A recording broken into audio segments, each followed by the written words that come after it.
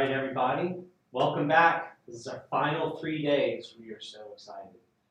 We today have a wonderful model named Jemiah. Is that right? Jemiah. So say hey to Jemiah, everyone. And the lovely Erica Arcudi is joining me today. And then behind the scenes, you will hear the lovely voice of Tina Figueroa. So thank y'all so much for helping with those things. And thank y'all for joining. I'm so excited about today. Today we're painting layers. We're going to take everything that we've kind of learned and tried over the month, and we're going to combine them all into a 3-day layered painting. So this is what I am typically used to, but the idea is for people who this is a fearful thing for them that usually paint alla prima. Here's your opportunity to have the liberty to fail and the liberty to learn something new and to discover something new. So what we're planning on doing today is we'll take maybe 2 different approaches. Erica will take the approach that she has been trained, and I'll do the same. I'll probably work mainly on the drawing today with a little bit of color, and then each day we'll get onto those. So my fear-facing thing is I'm probably going to add more color than I usually do for the beginning layer, where I usually do just the drawing. And so we'll see how that goes. Looking forward to it. All right, we shall get started. So Jemiah is from the Durham area. Went to school at UNC Greensboro. And it's the same place that my wife went for getting her postbac program. So it's great. It's a great school. Some really wonderful teachers here.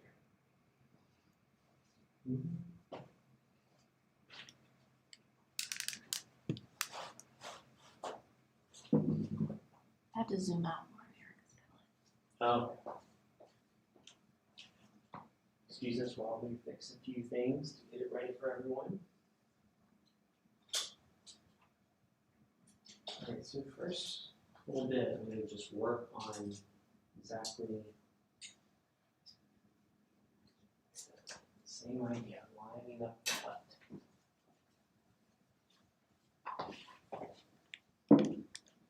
And we're all the way down. I know, so excited. That's 3 days.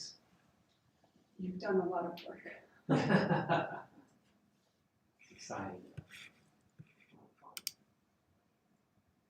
I'm very excited to have 3 sessions on this. Mm-hmm. I will say that it's still a short amount of time. Yeah, short time compared to what you're used to. Yeah. But I'm very excited to take some time today to work on the drawing, work on the design, and not rush through that stage. Yeah. I think you were talking a lot about ways of confronting fears this month. I actually think, so maybe this stage isn't so much of confronting my fears, but setting myself up well to then experiment on subsequent layers. Yeah. So I'm building, my goal today is to build a strong foundation so that way I can go in with confidence as I experiment with different colors and techniques and trying to push my abilities. What a lovely model to do it with, huh? We were talking earlier about how pretty her skin is. So what we're going to plan on doing today is at the end of this session, you have this live feed. And if you want to paint along with this right now, you can. But near the end of the session, we will take shots of her and have them for you to paint along with this in the next couple of sessions too. So look forward to that at the end of the day. The reason we get to do it earlier is because we our live cameras. So everything has to be multi-purpose here. That's how we can afford to get what we get, you know.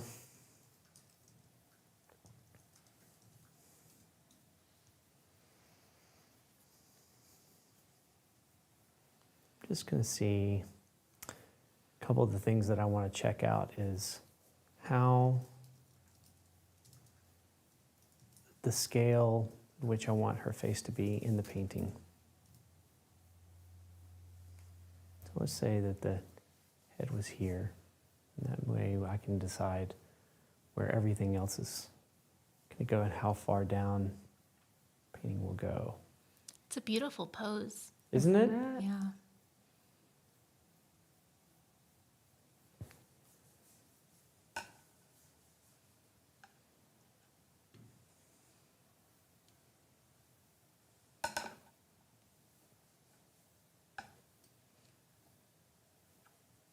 We have some people joining us in the chat. Let's see, we Awesome. have someone saying hi from cloudy Omaha. And we have Alyssa joining us from Australia. Hi, Alyssa. And Paul is wondering if we all liked his Calvin Hobbes in Share Your Meme on the Discord group, which I haven't seen yet. Wait, did he send it last night? I'm 'Cause not sure. I didn't see that one. I haven't I need to seen go it check it either. out. I would check it out, but my phone is also being used as a camera. We're using everything we have here. Yeah. I got on briefly last night, but for some reason I was just exhausted. I didn't sleep well the night before, so like I kind of like crashed afterwards, and so I wasn't on long. So you probably posted it, and I just didn't see it. But I'm looking forward to seeing it. We have Judith says hi from Virginia. Esteban, our friend Esteban, says hello everyone, north of Sweden here. Last days, I can't believe it. It's Isn't that something? It went by really fast. It did go by really fast. We have our friend Emily Fossum joining. She says, hello friends, happy Emily. to get to see you guys painting again. Yeah. Jane from Australia, another Australian, welcome. And we have Natalie Williamson. She says, oh my goodness, I just tuned in and assumed this was a reference image. Jumped out of my skin when the model smiled. Well, it is the season to be scary. Yeah, it's only fair. And she also says, hi from the UK. Hi, Chelsea. Thanks for joining us again. We've had such loyal followers on this journey. Yeah, we really have. It's been a lot of fun to do this with everyone.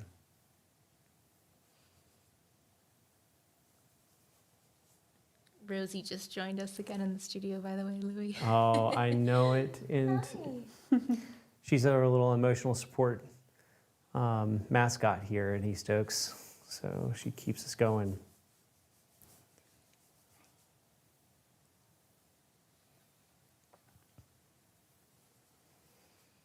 It has such a nice contrapposto to it. Mm-hmm.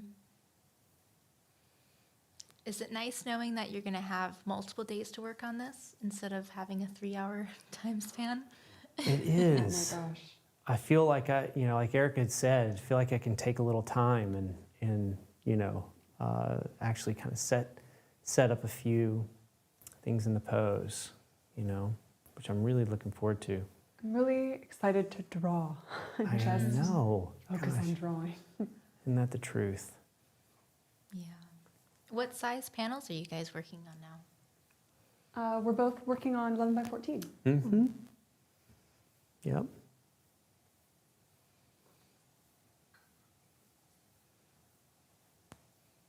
Oh, Esteban is saying, I'm going to miss this so much. Well, Esteban, I promise we'll continue to do more in the future. We'll have to take a little break and recover. I'll have to lick my wounds for a little bit, but after that, we'll make sure to do it again. I will say this has forced me to some degree that I've painted probably more this month than I typically paint every day, because I have so much admin typically that I have to do.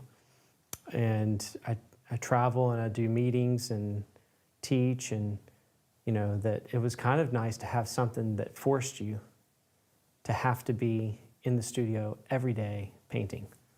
Mm-hmm. So that part has been pretty awesome.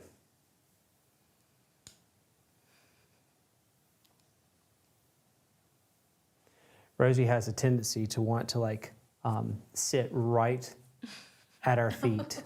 She And just sat And I down. don't even mind. so Hey, baby, how about we She's go? like, Y'all, I wish I could put a live feed on her. She's just so precious. All right, baby, I need to get you. Come out here. Come no, here. no, no, it's okay. You sure? Yeah. I don't mind. Should I grab her bed? That way maybe she just lays Yeah. in one spot. Where is it Yeah. out there? Yep. Everybody needs a studio mate, a furry friend.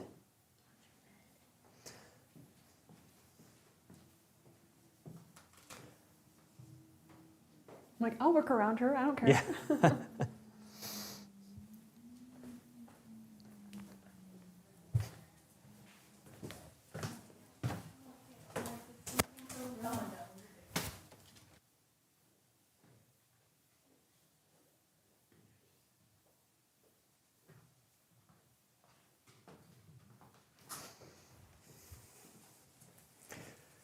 So another thing I like to do is give some leeway for the first session or two for the pose to settle. And all of us have muscle memory, and we tend to find a place that feels perfectly comfortable, and the pose won't be too far off. It's just allow for that room to happen for the first couple of poses, just to see how it settles. And it usually settles into something natural and comfortable. Exactly. Where, versus perhaps when you're first setting up, and this is not in our current model's situation. Yeah, She's right. doing great. You're doing excellent.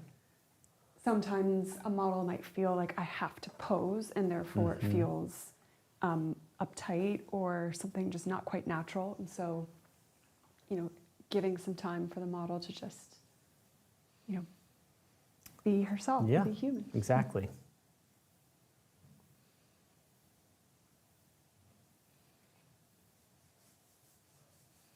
We have a comment from C. McQueen. They're saying, good morning from New Zealand. Looking forward to going back and revisiting the past episodes during my 10-day art event at our local hall. Thanks so much for your motivational videos. Oh, awesome. Well, thank you for joining us.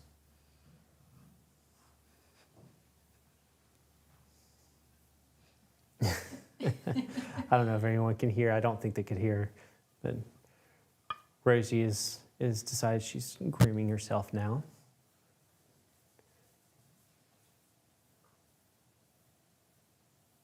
We'll give you updates on her from time to time. And because we are waiting for the pose to settle, and we're getting started, and we have some time, so there's not so much of a rush, I'm making sure that I'm starting very flexible, very dry. That way I can easily paint over it, and there's no, it doesn't feel like disturbing visually. I think Yeah. Letting the soft, flexible marks reflect my mentality at the stage, and as I'm just slowly starting to map where I want my composition to be. Yeah, it's perfect. Yeah, it's not often we get to put a hand in there I know, during I'm our so portrait excited. sessions. Yeah.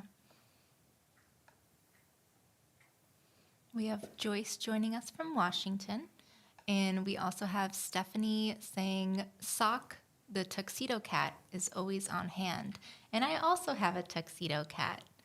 Her name is Aw. Zelda, and I love her very much.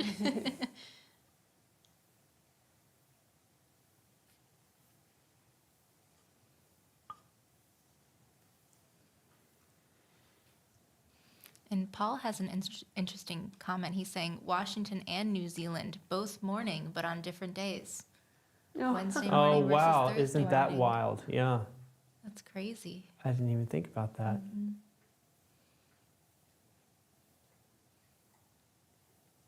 And we have about 7 minutes left in our first session, just so everyone knows.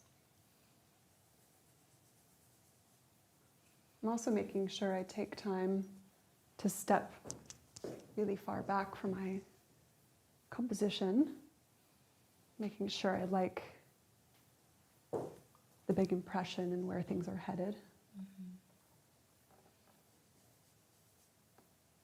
Louis, can you talk more about what lines you have on there? And Yeah, what you're making? I'm just making some really basic structural lines to describe different parts of it. So because her head chin is up a bit, the foreshortened perspective of her face, usually your tear ducts fall right in the halfway mark. And in this instance, because her head's tilted up further, the foreshortening of her forehead makes that not the case in this instance. So I'm just measuring it based off of other marks to see kind of where it's going to fit, because it's going to help me then in turn find the relationships of the height to the width of her face. So something that, for example, I'm measuring up to her tear duct as the height and turning that into the width, and noticing that the width to the height of her tear duct is slightly more narrow than the width of her face. So, so I'm just going through here and checking to see how close that is, and then that I can make a better judgment call on where I should be placing the face.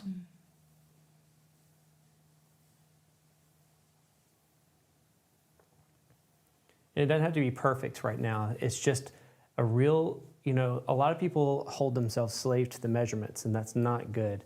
These are, consider them like guideline landmarks that just help me get started. It's more about like later on, it's more about the training that you have to help you see the shapes that help you, in most cases, get even a more accurate relationship, and it becomes more intuitive and more energetic because of it. When it comes to measurements, I always think it's important to know what you're measuring and why. Mm-hmm. And so, for example, if you have a, thinking academic figure painting, Mm-hmm. you have a figure standing in contrapposto, so you have a straight standing leg and a free leg. You might not really want to measure where that knee is, because Right, we're on the free leg, right, yes, absolutely. because that's going to move, it's going to swing, it's going to move, as the model sinks into the pose, and then that's too, that after a while it gets painful, so then they stiffen up, and so it's just going to change. Right, But, if instead it's wiser to measure perhaps the iliac crest and the standing leg, because Mhm. even if the model sinks in or rotates, that's not going to move. That height is not going to move. And Right. so I think that there's a lot of similarities with portraits as well, whether you're working site size or constructed figure drawing, et cetera, taking measurements and comparing different things. You have to be aware of what might shift and what might be consistent. That way you're not chasing something that's going to be moving around. Mm-hmm. So good. Like in this instance, to add to what you're saying, the thing that I'm not going to put in quite yet, like I want to get the structure because of the face sort of understood, because aside from the lips, everything else is based off of bone structure that's not going to move. So if I can get the structure right, then everything is going to, if she moves, it moves with it. So like I can still get myself into understanding exactly where the structure is spatially. But like every time she gets up for a new pose, her hand might change. So if I'm not going to paint the hand today, it's actually better for me to get the structure solid of the face, because I can then better nail the drawing of the hand Exactly. in one session. Because the hand is movable. Exactly. And you don't want to hold or measure something against the hand when that's the thing that's going to move the most. Exactly. Well, on the topic of your training, Erica, Julie has a question. She says, Erica, you were trained in site size in Florence. Do you still use it? I do still use it. I'm not using it right now. I find that I use it when I can, and then I have to be flexible sometimes with my different setups, and sometimes having the subject and the panel right next to each other doesn't always work. And so, but it could be from lighting or needing enough light on my panel or for whatever reason. So to be a little flexible is something I found to be necessary. But I don't think in a way like of site size and using comparative measurement or any other kind of reference. Like a lot of these things are not so far apart in terms Yep. of difference of method. I find that site size is really useful if I'm doing something that has a lot of ellipses. And so, for example, I had a commission where I was painting florals in a vase on a tabletop, and I really wanted to make sure that it sat nicely on that tabletop. So I set it up site size just to help myself, give myself that extra tool for reference. And so it was helpful from that standpoint. But for something like this, I'm not using site size, but I think of a lot of the principles of site size while I'm painting. A lot of the optical things, different observational tools. There's a lot of crossover. So I like to say this because I was trained site size, but I don't think of it as being boxed in to one singular method. It's good to have the tool set to be able to do it, but not use it as a crutch and have it be the only way you know how to For sure. make And art. I think like anything, like any method, you have to learn why you're doing it and what the purpose behind a lot of the tools that you're using are. Yeah. And on that note, we did just finish our first session. All right. So we're going to be doing a 5-minute break, and we will be back in 5 minutes. All right. Seeing y'all in a bit, everyone.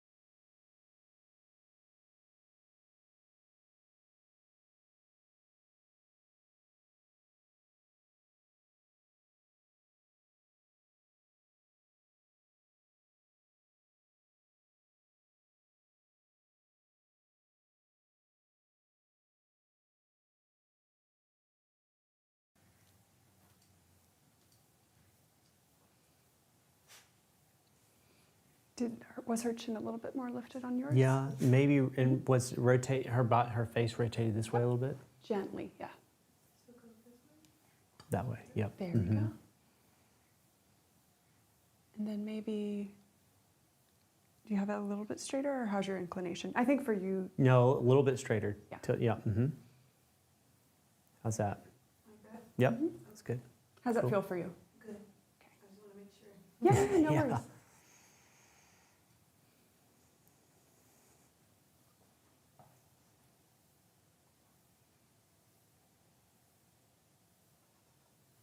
Brings me back to my student days when you're Yeah. Yeah. site size and you have the easels on both sides, double checking the pose from both sides. Like if you work on that, always double check from the beginning. That way Yep. you're not like halfway through the pose and like, this isn't in the right position. That's the worst, because then people have like just gotten used to it and then Yeah, reset yeah. their painting, and then like so then like once you've told the model to get back into the position, then there you've got people being like, oh, I just changed it. Exactly. Artist problems. We have a question from Joy. She's wondering if there's a reference photo for today's model. It said she's great, and we will have reference images up for you guys after today's session. So we'll be taking the photos and uploading for you then, because she is just a gorgeous model. We love having her here. And we also have an interesting question from Benjamin. He is saying, this is the point in the painting where I lose all faith in my ability to paint. Can you No. discuss your I'm terrible moments and how you work through them? Which is a good question, because those are rough times. We've all been there. Yeah. So he's asking, He says, can you discuss your, quote, I'm terrible moments and how do you work through them? yeah, everybody has a moment where you have to just take a big deep breath and go, oh man, come on. You know, where you're frustrated and it doesn't feel like you have a way out or something. And what I find is I have to persevere. So like, for example, in one of these challenges, I was painting that purple cabbage and just couldn't it's just such rich color. It's so hard to like understand how to like get the form on something that is that powerful of a color and actually make it look like a cabbage, and it's just not like a big old purple blob. And it took me a while to just go, oh man, what am I doing? What am I doing wrong? And I go back to the basics. I'm like, okay, what's the lightest moment? And what's the physics happening here? That's usually where I start. I start back at the very foundational basics. How is the light wrapping around the form, either in a concave or a convex way? And then after that, I make that assessment, and then I go, okay, now compared to other parts of the painting, what's the most chromatic thing happening? And so then we talk about the most chromatic thing. We talk about it like me and myself and I talk about it. You know, we have a big discussion and an argument. Nobody wants to be in here when I'm having an argument with myself. And then I go, okay, what's the darkest dark? And then I go, well, logically, in order for this to be the most chromatic thing, this has to have less chroma. And then literally, I just start breaking things down. And then if I do that and I work like section by section with that idea, all of a sudden the whole thing starts coming into place. And sometimes it feels like magic. You're just like, oh, all right, well now I can actually see the direction where I need to go. But it's hard. It's hard to like get to that point, and I understand when people are having a tough time with that. Yeah. Jasmine has a comment, and she says she takes a breath and goes to the kitchen for a coffee. And definitely, that's a good idea. That is a great idea. I may or may not have done that before to the point of too much coffee. It's like another coffee. I just had one 10 minutes ago. Okay, well, it's time for Decaf. another one. Yeah, Yeah. decaf. I mean, jokes aside, like having time away from the painting for a second to just reset your mind, not obsess over it, is healthy. It's a good thing to do when you have those moments, because when you are stressed, it's not conducive to quality decision making. So taking a time to relax for a second and have some grace with yourself. Since, what we're doing is not easy. So I find that when I'm in that position, I try to always go back to the drawing. And it's usually, I ask myself, kind of like what Lewis is saying, I'll ask myself, some of the basic questions, essential relationships. So I'm thinking of how are my values structured? How are my proportions working? I'll look, if I'm painting a portrait or a figure, I'm thinking anatomy. Is there something that's not connecting right? And I try to work that out, almost going back to the beginning stages of what I would think about in a block-in stage, making sure that those big relationships are working, and I'll slowly work into smaller and smaller, more specific pieces of information. So I've told this story, I've probably told it on here before, and I tell all my students the story. But basically, I was in third year, we were doing self-portraits, and I was like, okay, I've done a couple portraits now, I think I could do this. And I had my color studied, I'm all set, I'm gonna do this portrait, it's gonna be so great. And I started out okay, and then, in the middle stages of the painting, it just I could just watch the drawing of my face just melt in front of my eyes, and just horrified of the product I was making. And of course, it's a self-portrait, so you're looking in the mirror, and then looking at your painting and watching everybody suffer. And so, long story short, painting was going horribly, and I was just I don't even know what to do at this stage. And so I got one of my friends and asked, what would you do at this stage? And he basically was like, okay, no worries, we're just gonna soften everything, and just we scraped off some of the excess paint, and then just softened everything, and just got it to a stage where I could paint on top of it the next day. The next day I go in the morning, I'm like, Ramiro, I ruined my painting this weekend. This is what I did. How can I fix this? And he's like, yeah, no worries. Just, take your transfer drawing, the preparatory work that you put it right next to your painting, mix up a warm shadow color, and just redraw the whole thing. And because I'd softened everything underneath, it was easy to paint on top of. And I redrew the whole thing, and it was so nice to just get back to the basics and just align my direction. And then it took some time, of slowly rebuilding the painting, but it ended up working out. So it was a painful experience, of course, but and of course you're I only have a month left of school. I want to do well, and so there's a lot of pressure that you're putting on yourself. But I'm happy I went through that, because then I know that if whatever goes wrong in a painting, I know how to fix it. I know how to come back from a destroyed painting, and without having to just scrap it and start over. So it was a useful experience for sure. Important skill set to have, for sure. And it's interesting how important it is about your mindset, because it can totally shift the way you proceed with your painting.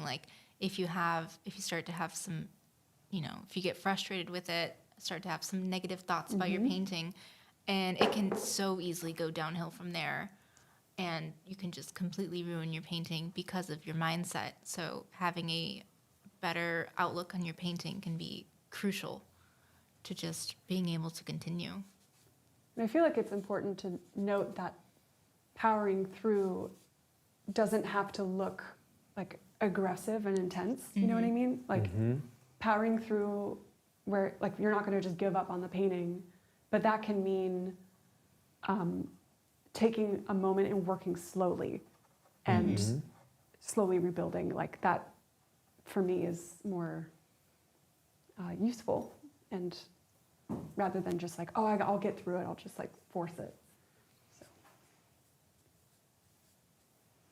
And in that heart, that's one of the reasons why, or I'm going a different route than I usually do, where I draw a whole lot usually at the beginning stage, but I'm working in a route almost as if like I'm painting a bit of this layer, feeling like it's going to be an alla prima painting, for the chance of trying a different route that I don't typically take, to stay in the theme, in the heart of matter. But everything that Erica said is just, spot on.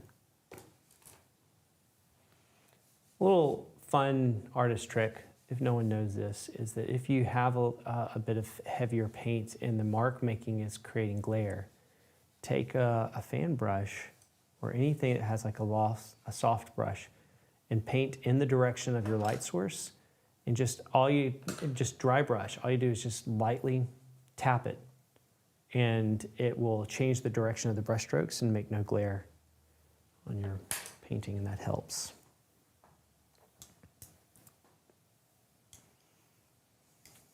We have a question from Christopher. He's saying, "Hi, Lewis. Greetings from Ireland. Question for Lewis. What thought process are needed when it comes to chroma, assuming the value is correct?" So I'm thinking he's asking, what are your thoughts when trying to match the chroma, and what are you thinking about when the value is already correct? So, great question. Number one, with value, you're thinking about the light most facing plane in order to know where the brightest section is, and then what specular reflection is happening in a painting, which is your highlight. And for skin, you have satin skin, so the highlight can be more soft, unless it's like on your nose. But with the light most facing plane also comes the truest nature of the local color of the skin in this instance. It could be of whatever object you're working on. So what all color is relationships to other color. So we can't accurately, perfectly represent what we see because we are at a disadvantage in our color.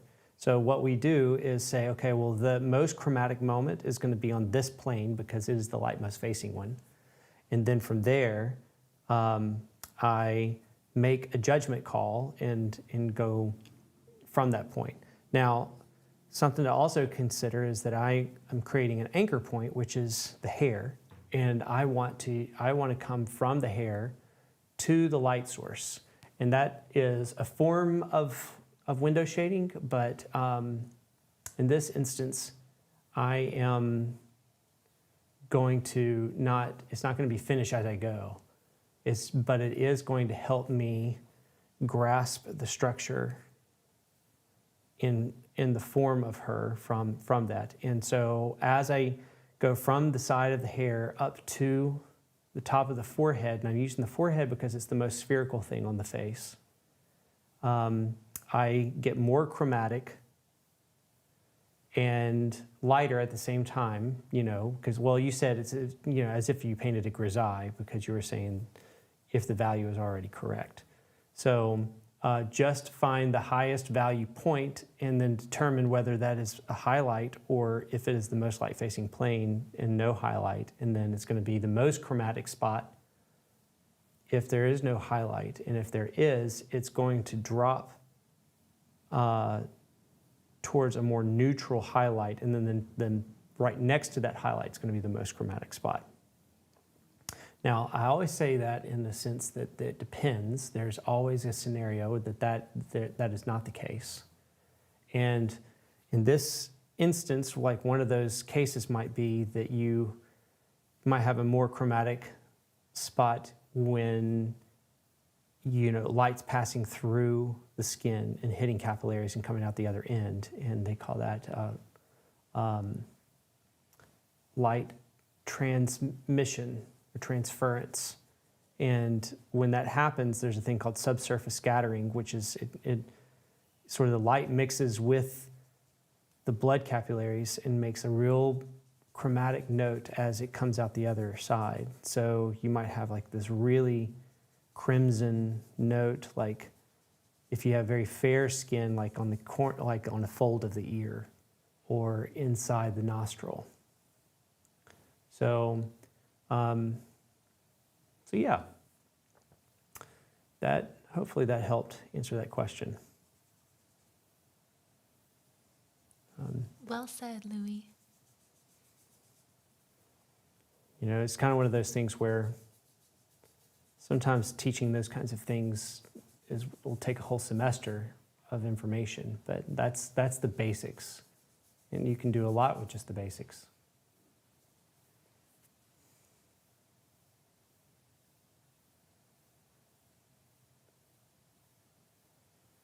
That's what was so fun about doing the grisaille day, was that I was working with 3 colors, but I didn't feel like anything was missing. Like there was so much that I felt like I could push and do more of, and I only had 3 colors. That's good. So good. You'd be amazed at how much color you can get with limited color in your palette, because it's all about perception.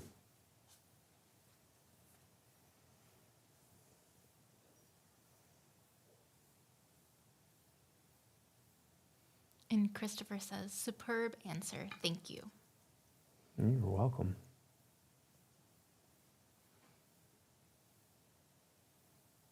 And we have about 3 minutes left in this session. Well, time's already flying. Sure is.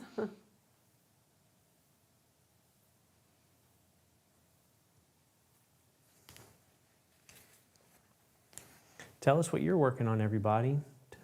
We'd love to hear what it is and how you're doing it.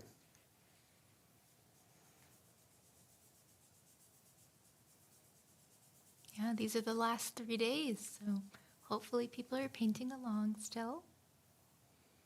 We do have our Discord channel where you can upload your photos of whatever you're working on.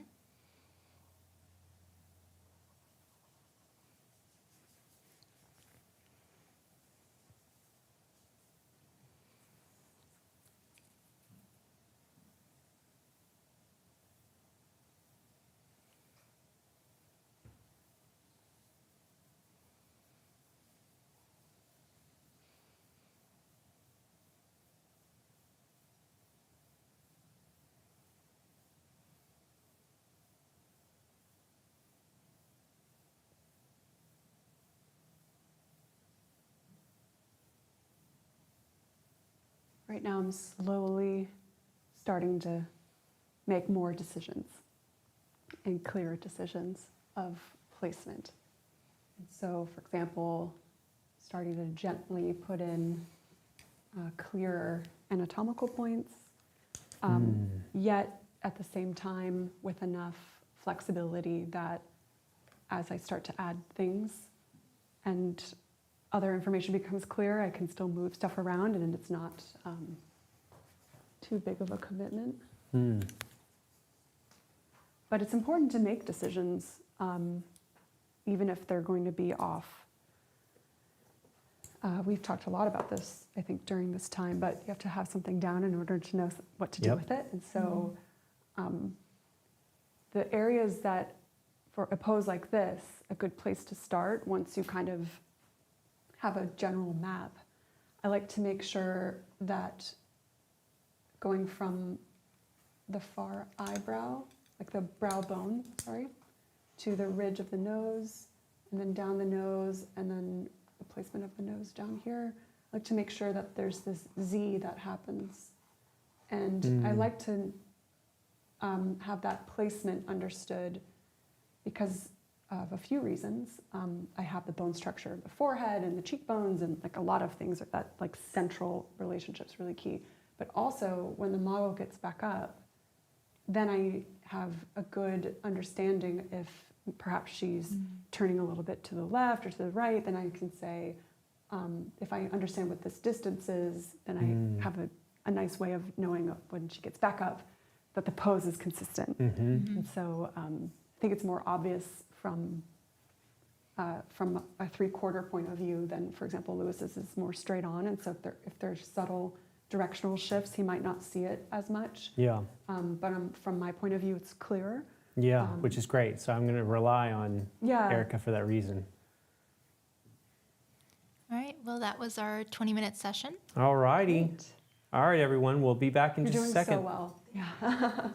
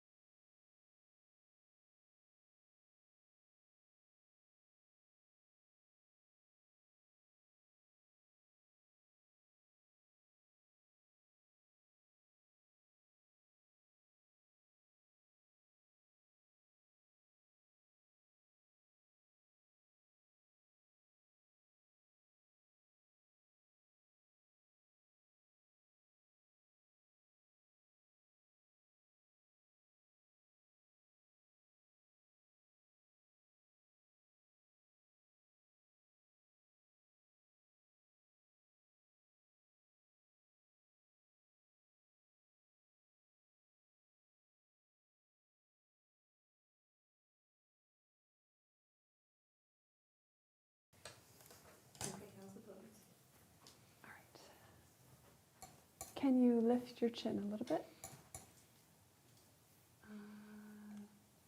A little bit more. Yep. How are you doing, Lewis? Yeah, that's great. Perfect. I'm going to continue my ghost sketch here. This is, Rosie's gonna watch. yeah, Rosie came up and so we're just making Judge. little ghosts. She's like, really? Sure about that? Sure about that, Mark?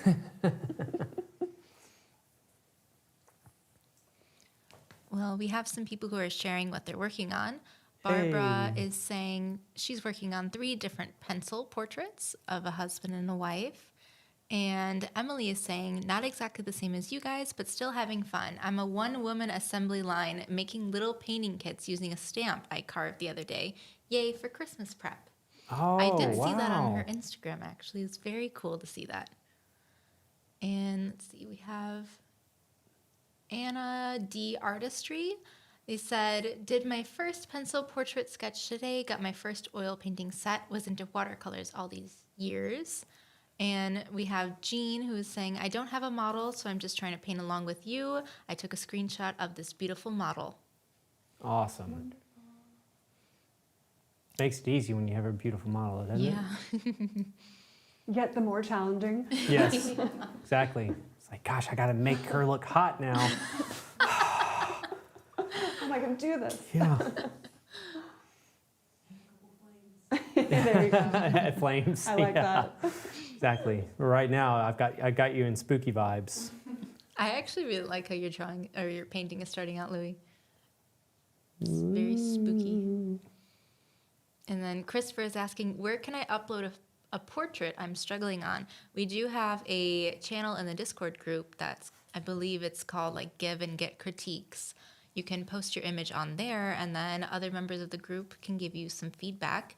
And starting next month, Lewis does these open critique nights for the people who are subscribers on our platform, where you can upload your image and then he can give you a in-depth critique. So if that's something you're interested in, you would just have to go on the East Oaks website, and I could put a link directly in the chat, but you would just receive an email where you would upload your image to a Dropbox folder, and then whenever the time comes for the open critique night, Louis will critique it. That's it. Easy. Bada bing, bada boom.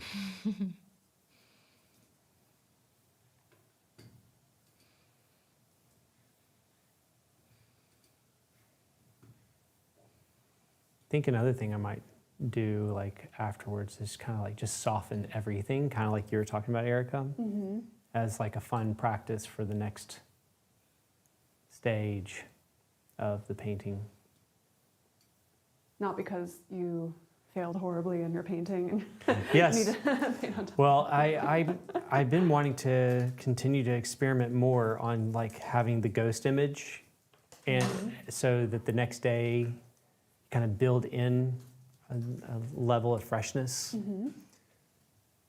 How do you feel about her rotating a little bit towards you? Yeah, that's cool. Yeah? Rotate just a little bit this way. Yep. How's Yes, that? That's good. Okay. We have a comment from Mariel. They're saying your palette, which is Lewis's palette, I think, looks like a profile of a woman from the angle on the screen. Like where the yeah?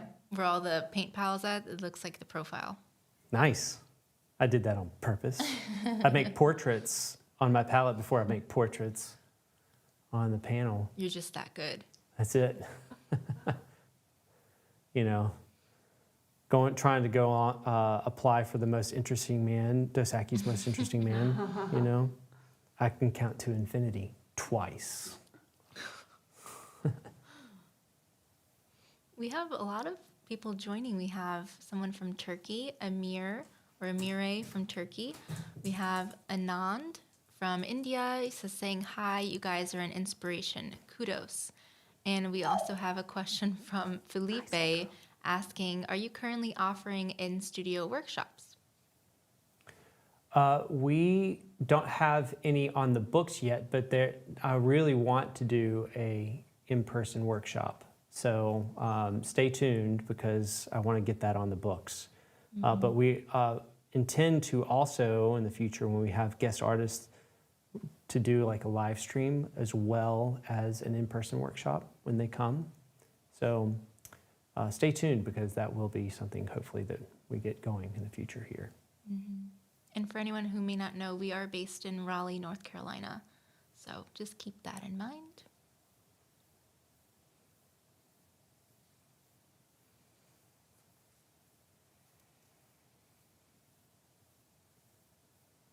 Rosie is hanging out right behind you, Erica. Hi, sweetheart. What a goody girl. Oh.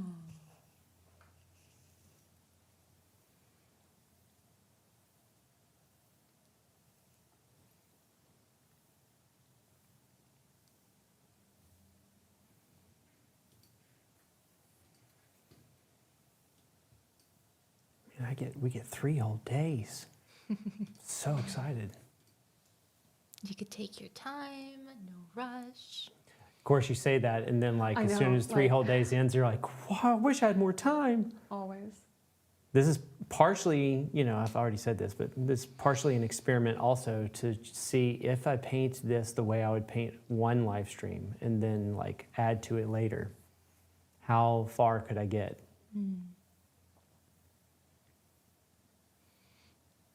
We have a comment from someone named Master Monday, and they're saying, can you guys come to the UK, please? LOL. We'd love to. Actually, That would be so much fun. I have a portrait that I have to do in Yorkshire. Really? Yep. And so hopefully I will be going over there maybe within a year or so. And if I could organize one, that would be awesome. So stay tuned. Maybe I can figure out a way to make that happen. That'd be cool. Lewis Carr, international. Dun dun dun. International superstar. Who counts to infinity twice. We also have a comment from Anand saying, come to India. So we got lots of places to The go. world tour. Mm-hmm. East Oaks World Tour.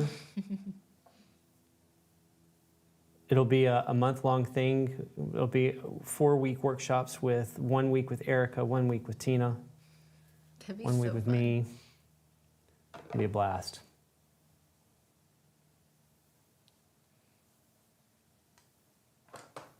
One thing I'm not concerned too much about at this stage is like how pretty the drawing is. Like I'm making sure that things are meaningful and I'm getting my placements right. I'm going to be painting over all of this, Yep. so I'm more concerned about setting myself up for future layers.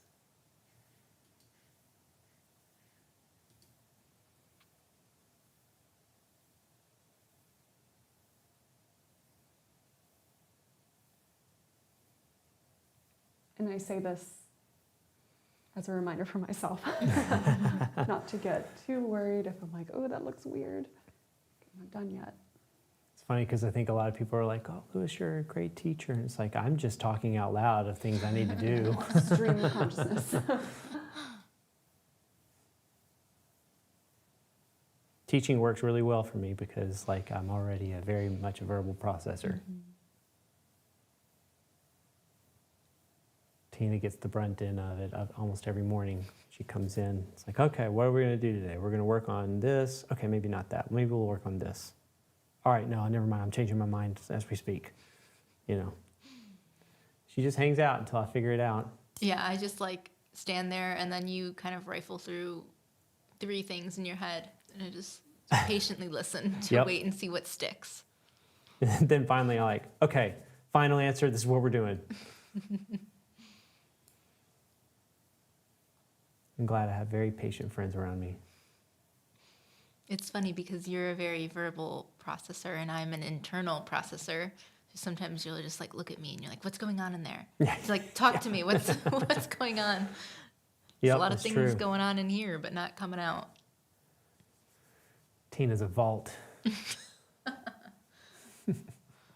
Just sometimes it's hard to get what's in your brain out. So I'm kind of envious of people who are verbal Shoot. processors because I can't do that. I am envious of all of you nonverbal processors because I say too many things out loud and then people think that I'm committing to that thing when I'm just trying to spitball. And it has gotten me in trouble more than one occasion. So I'm just going to go ahead and cover. I don't particularly like painting the lips at the beginning until I get the drawing solid because it's one of the few things that move because they're not attached to bone structure. So, so that's usually the last stage for me. So I'm just kind of getting what is the general color down first. Yeah, I'm also just making sure the corners of the mouth are like decently placed, more in terms of height, just to make sure that from the chin to the center line of the mouth to the nose to the eyes, like that general placement is decent, because, like you said, they move around a lot, just naturally, and so I don't want to commit to something that's I'm making sure I'm leaving enough room for flexibility is what I'm trying to do. Plus, I find them to be, I always struggle with the mouth every time. Yeah, me Every too. time. I always think of that one John Singer Sargent quote, and I don't quite know which one, but Yeah. it's It's like, always something with the mouth, I think is the Yeah. quote. It's like a portrait is something where it's like slightly wrong with the mouth, you know, Yeah. give or take. Yeah. I remember there was a story that someone told me. I don't remember if it was John Singer Sargent. I want to say it was, but there was he was painting a woman who was sitting for him, and it was like one of these wealthy women, and apparently she kept complaining about the way he painted her mouth, and then at one point he was like, maybe I should just paint no mouth on you, and it'd be more pleasant for the both of us. Oh, yeah, I've never So much heard that. sass. I would love to. I feel like just had Sargent was a enough. sassy guy.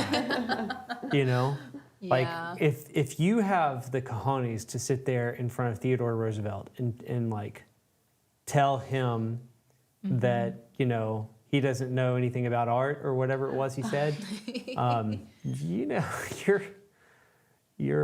got some cojones. It's very, very sassy. Yeah, that's a good way to put it.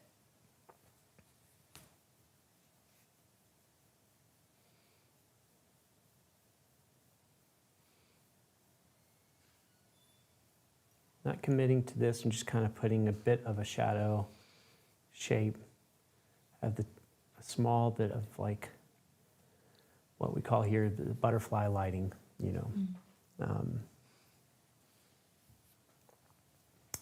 and just making sure I get it in the right spot. Rosie's right behind you, Louie. Okay, that's good to know. She's I just hate finding to- people to sit by. Hate to step on my baby. We have a comment from, I believe it's pronounced Emery, but I'm sorry if I'm pronouncing it wrong, from Turkey. And they're saying, I learned so much from you guys. I wish to be there. My dream is to work with talented friends. Oh, come on down. Love to have you. Hope one day we get a chance to meet. And we have a question from Barbara. She is asking, at this stage of the drawing and solidifying, are you searching to match all the values? No, I'm more concerned about like the spherical or egg-shaped form, and to get the value of the dimensionality of the entire form. So, but it you have to, in order to like understand that context, you sometimes have to like get stuff down first. And so that's more of what I'm doing. It's not about the accuracy of like the values of each plane yet for me. It's more of like the general form.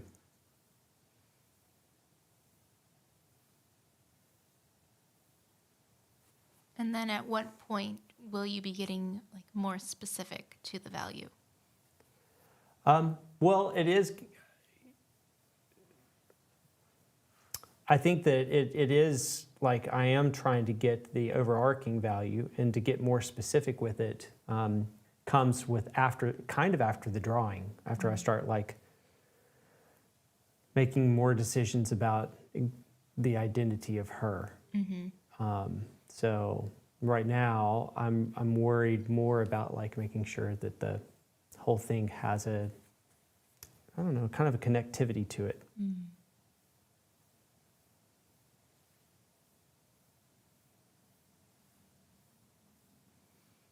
We have a question from Felipe for, I'm assuming, the both of you. Are all of your portrait commissions done from life, or do you also use photographs? I do both, and it just depends on the scenario with the family. I actually call it two different products. I say I have a life product that they can selection they can choose, and then I have one that is one that's done from photo or done in the studio. So I call it studio painting and life painting. And then the life painting, it's like a one and done. You know, it's 4 or 5 days, and once I'm done, that's what you get. That's the product, and it has a different energy to it than the ones I do from photo. So the ones I do from photo are like far tighter and more refined. The ones I do from life have a little bit more energy in the mark making, and but they also typically have a spirit to them that's hard to capture with just a few photos. So I tend to enjoy doing the ones from life more. It keeps your practices sharp, hones your skills more. I'll switch over to some combers. And we have 3 minutes left in this session. Okay. Well, maybe I won't then. I'll do that next session.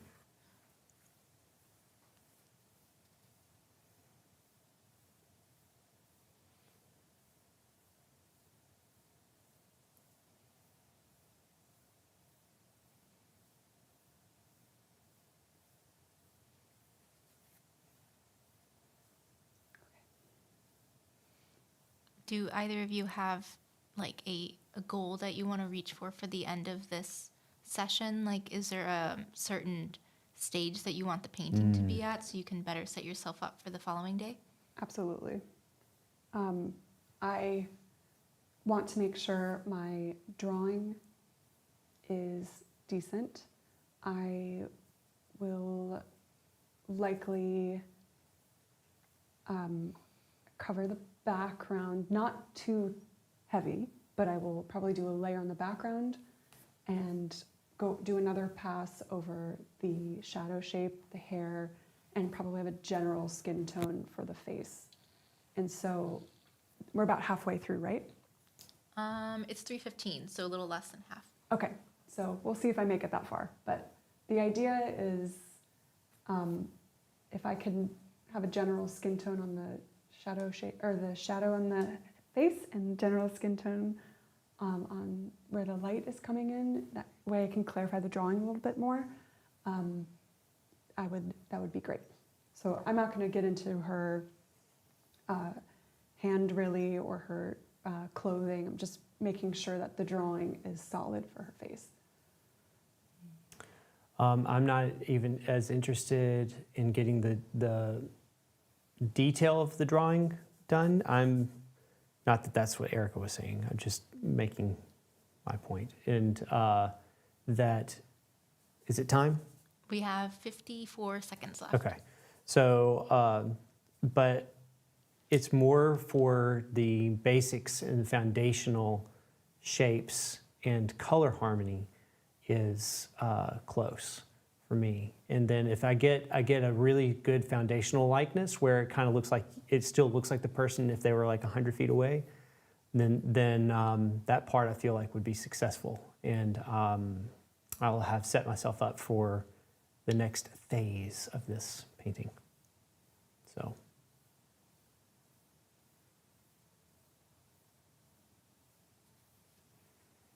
I think for me, because I I'm a bit slower than you for portraits. Mhm. I have to make sure I have a Oh, rigid 100%. schedule in my brain of what phase I need to be at in order for this to progress decently. That's how I teach. I teach always foundational drawing first day. Second day is value. And third day is color. It's just a great way to structure. So I'm doing a fearful thing. All I'm right. just facing my fears. Okay, everybody, we will be back in just a second.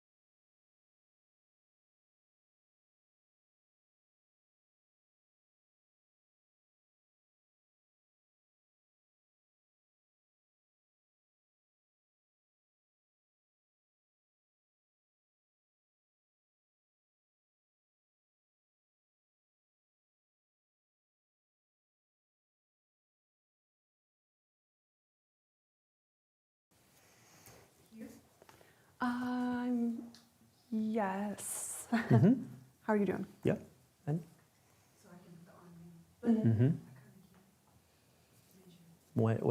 whichever you prefer.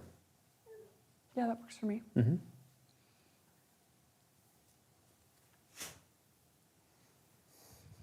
Perfect. Well, while we were on the break, we did get some questions regarding Erica's black mirror. Ah, So would you be willing to explain what that is and why you of use it? course. This is the black mirror. It's black just welding glass, or welding glass, a lens. And I got it at Home Depot. I put tape, awesome tape around it. And so that way if I drop it, it doesn't explode into a million pieces. I use it all the time. I love it for value compression, color compression. That way I can see the big light effect and not get too caught up into details, since it does basically squinting for me. I use it a few different ways. I use it straight on like this, just so I can compare the model versus my drawing. I look at just my painting just to make sure that when I'm putting something down, it's doing what I thought it's doing. And I use it upside down as well. And this is really great for flow of light, values, colors, etc. Excellent tool. Use it all the time. So I am about to just soften everything now that I have a bit down, and then really pay attention to the form relationships of the values on this one. Then once I kind of get that down, hopefully I'll have enough down to where I can start working on like creating an outline for the rest of the painting. But I don't want to get too far ahead of myself, because I know as soon as I say that kind of stuff, I'm like, oh, well, I'll do this and then that and this and then that. One thing I'm making sure I'm doing is that I have a good placement of the ear. It's a valuable piece of information because it communicates the tilt very well when you're looking at it in relationship to your eye socket and nose and mouth, etc. It's also, the whole of the ear is generally halfway up the head, and so it's a good parameter to see if this is too high or too low, like whether your proportion. It's a good like anchor for proportions, making sure that my relationships are working. Yeah. Especially because it also, like you were saying, it helps the rotation of the head, of where they're positioning themselves, looking upward or downward. So it's great. We have a comment from Emily. She's saying, I remember Lewis talking about portrait commissions at Portrait Society. His quote about references without the kids smiling with teeth, can't take away their dignity, has stuck with me. Oh, awesome.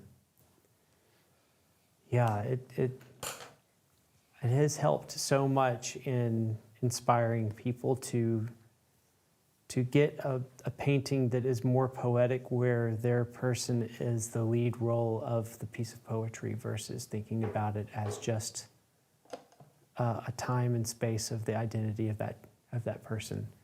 And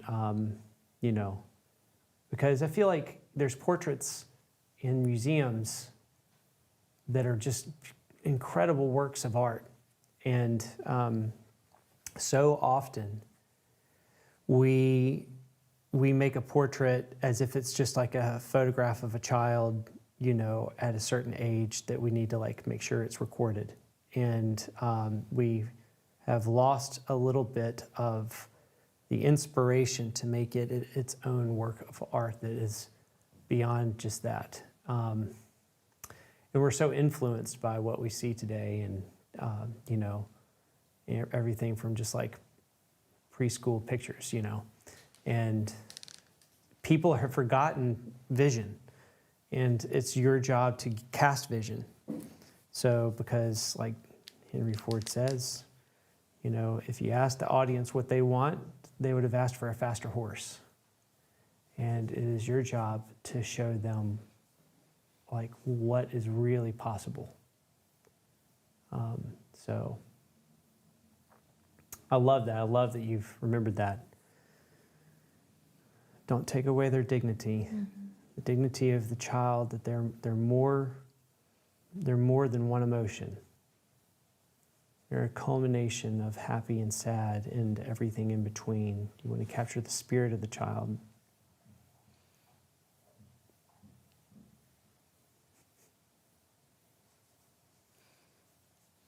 I love your hair.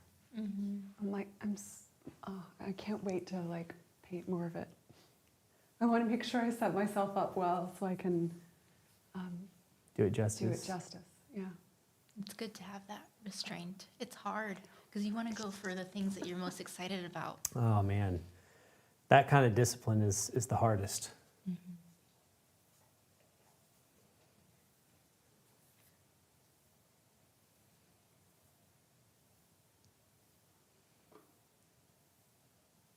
Sometimes when I'm doing any painting, I'll write on sticky notes what my priorities are, and then I'll put them on my It's not a bad easel, idea. so it's front and center. And it might be, maybe it's something like, I have to work on this particular goal for the day, make sure I have something done. But it also could be more poetic, where I'm making sure certain, like there's certain words or beautiful things that I notice. I want to make sure that those are communicated. So it's almost like keeping my priorities straight poetically as well. Mm.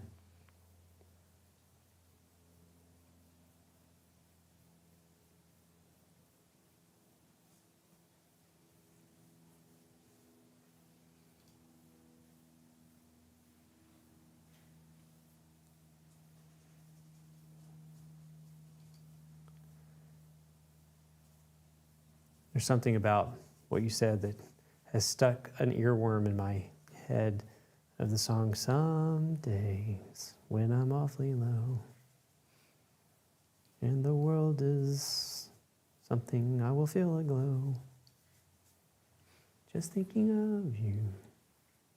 Everybody thought that this is karaoke, right? Oh, never mind.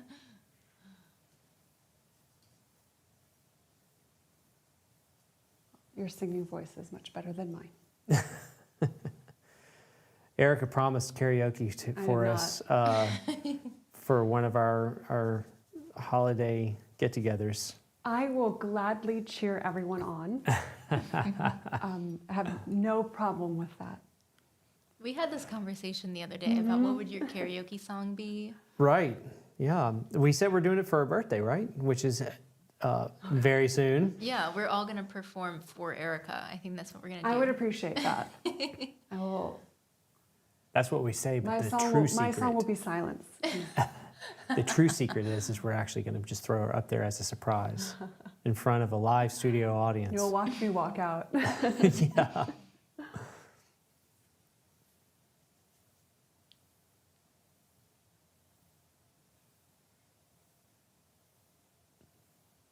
Alyssa is saying that earworm just traveled straight across the globe, Lewis. I love it. Well, it's a good song. If I'm going to have an earworm, I'm glad it's that one. We also have a comment from Christine Young, and she says, "Love this series and have joined Atelier Live, ... What brush has a pink handle?" So they're asking what brush that one is. That's the Michael Klein series, and I don't know if they still have the pink handle. Didn't you say you got some, Tina? I got managed these to like a year find them. ago. Yeah. Oh, you did. You got Like the a one. year ago- year or Yeah, two so they ago, must still yeah. have them. I think I bought mine at Portrait Society. They had them there. I don't know if they still have them on their website, but I'm sure if you reach out to Rosemary & Co., maybe on Instagram or on the email, they'd probably be willing to sell you one. They definitely have the brushes still. It's just some of them, they at one point switched over to black handles. And I think the new ones that have the pink handles are like floral series or something. Like they call them something different, I think. Yeah, but they have These different do shapes. say Rose of England Pointed Series 201. And I have But it's one the that's same like a thing. flat. Oh, you do? That came in the set, and Michael Klein's set doesn't have the flat, so I don't know how they changed it, but I love those brushes. I think at one point they discontinued it, calling it the Michael Klein set, and maybe they just recently reinstated it as that. But it is a rosemary brush, and they're very affordable. It's a really great brush to have. Because I'm using them too. And here in this painting, you'll see that I have a few as well. But I also have a set that has a black handle that is the same exact set. So don't be fooled by just the stem. But I do love that it's pink. Yeah. And that was, I remember that being a request of Michael's to not make them pink because he was like, I don't want my line to be pink. And they're like, but it's for flowers. He's like, nah, yeah. Make them black. Oh, Christina's saying, have the floral series, but with the black handles. Okay, so you have them. You're ready to rock and roll. And then Alyssa says, the pink handle is from Rosemary & Co. It's now called Series 201. There you go. That is the power of community right there, ladies and gentlemen. But for some reason, the pink just feels more special. But they are the same brush. Isn't it that with the evergreen as well? It's the same as the ivory or something like Just that. dyed, yeah. Yep. You got it.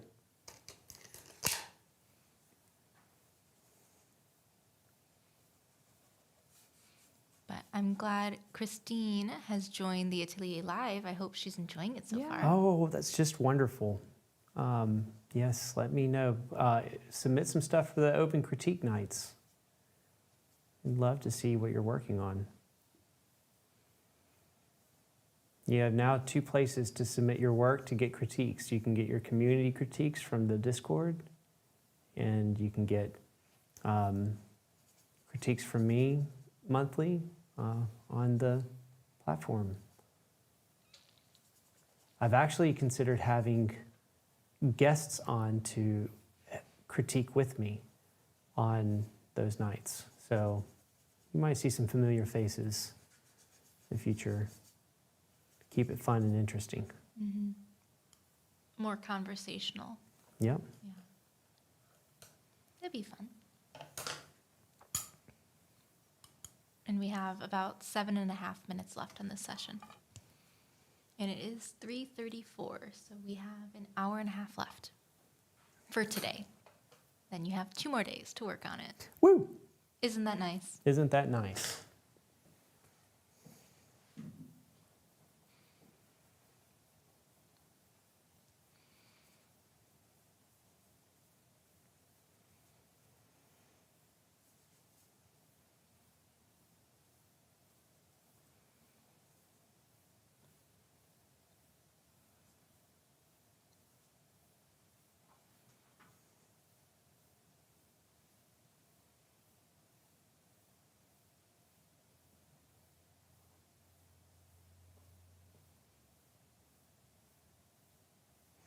Oh, that's right. She's going to have her hand up. Why am I doing that? I was like painting your right side of your neck, and I was like, yeah, I haven't gotten that in. Oh, it's because she usually has her hand there. You don't have to put your hand up. You're good. He's just verbal processing. Yep, you're witnessing right now, ladies and gentlemen, the verbal processing at its finest.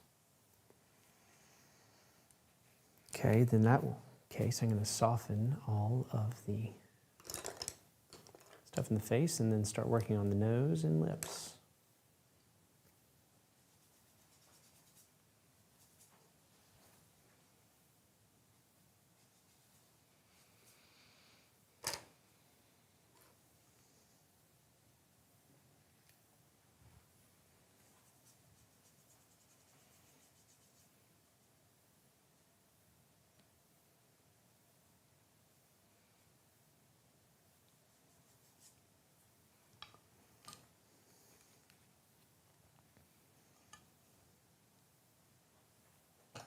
We have a comment from Emily. She's saying, I make myself a list of things to fix first thing in the morning when I'm looking at a commission with those fresh eyes.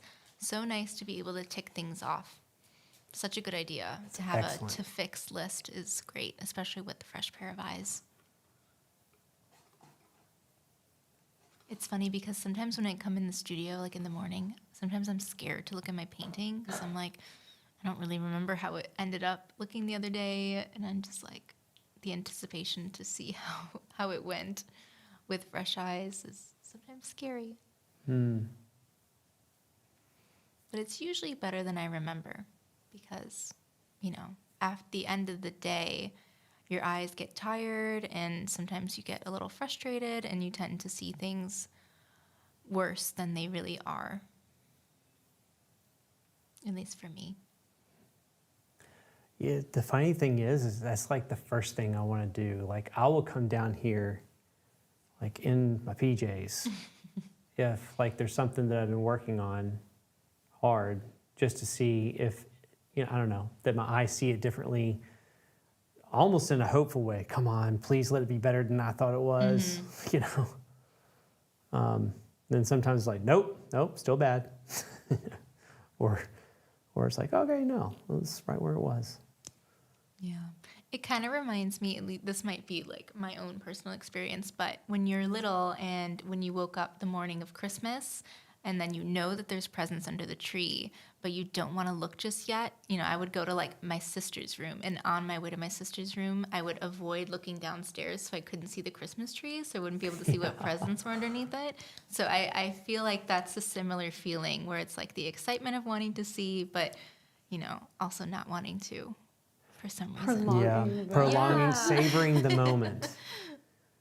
Tina, I've noticed that that's such a part of your personality trait because there's multiple times where you've talked about a similar situation where you, like for example, like playing a video game that you love, and you're like, Yeah. you know what, I don't want to finish it because I want to savor the enjoyment of being able to play this game. And then I just don't play it. Yeah. Because you don't want it to end. Yeah. It's kind of cute. I have finished, or have not finished many games. Like Zelda, I have still not finished.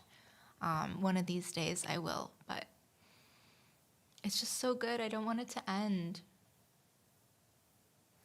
I'm sure that there's somebody out in our group who has also participated in playing that Zelda game.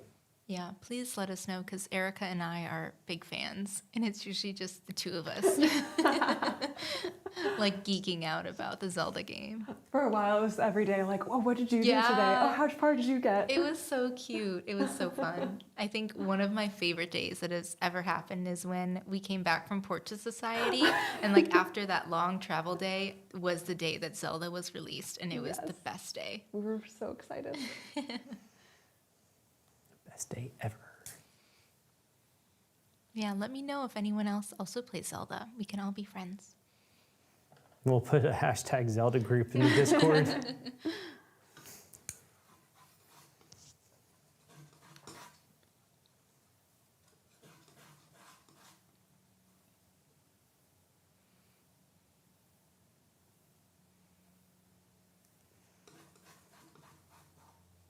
But I also grew up playing The Sims, and I think some of you, Eric has also played The Sims.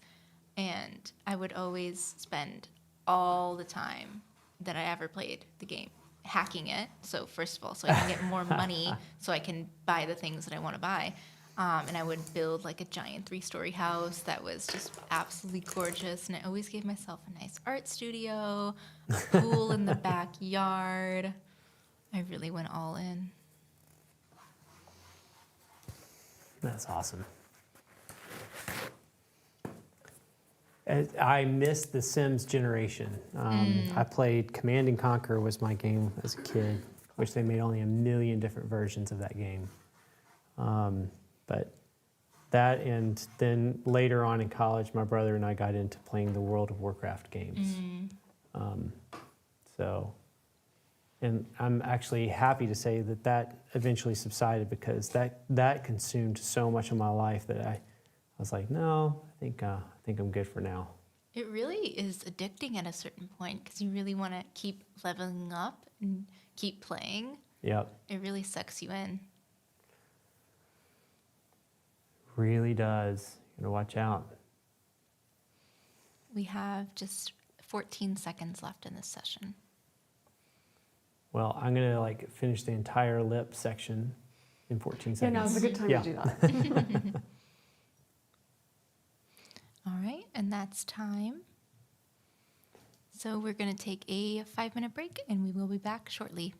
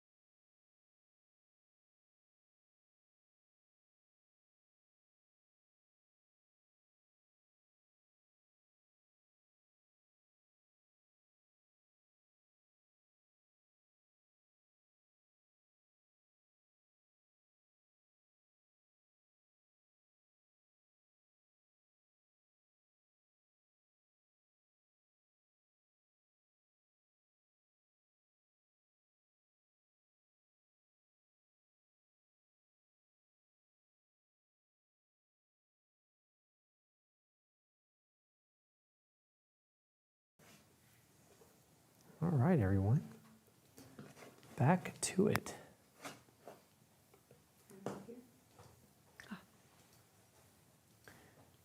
Can you turn, yes.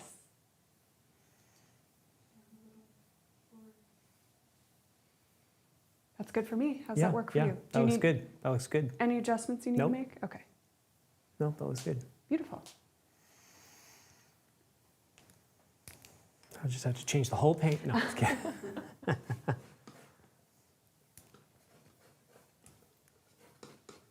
I'll do. Alyssa says that Erica could release a 5-minute video on a loop of her wielding a palette knife and mark it as right? artist therapy. Seriously. Right?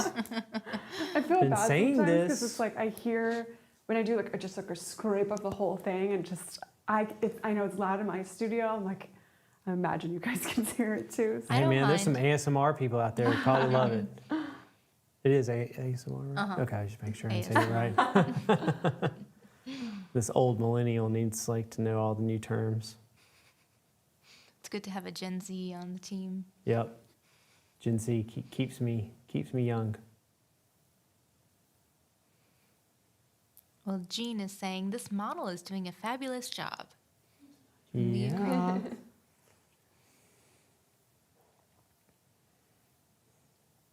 I am inclined to agree. And Felipe is asking, do you color check with the palette knife when creating your color strings?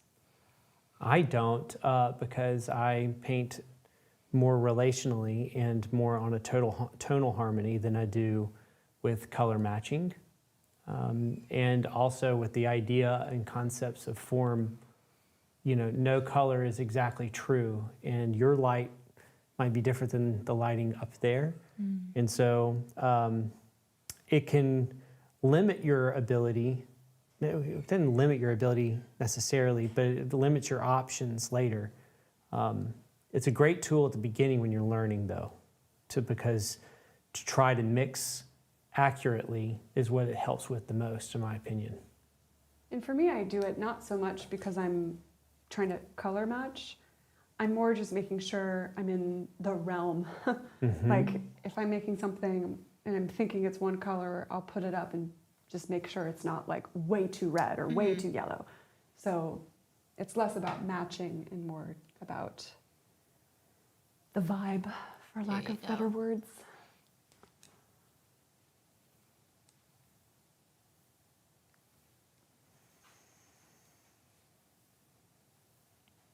I think ultimately it's important to remember it needs to make sense on your painting. So sometimes it might look one way on your palette and one way when you're holding it up, depending on how the lighting is for your palette knife. And so, but what really matters is the relationships you create on the painting.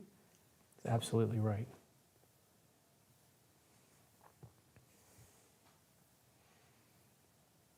I was doing some mixing, I don't know if, since I was doing it during the break, but I made this shadow mixture here.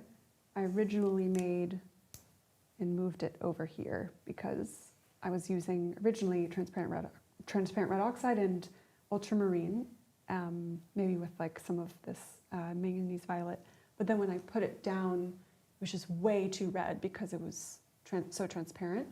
So I switched to my English red here and ultramarine just so I could have a little bit more opacity and clarity when I'm putting that color down.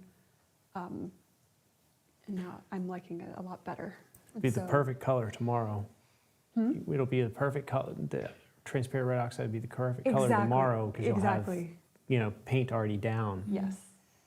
And so even though I like to work more transparently on the initial layers, I prefer, or I needed a little bit more coverage than what that layer was doing. Do you mind lowering your chin slightly? Yep. Perfect. I could see you in the background. Yeah, just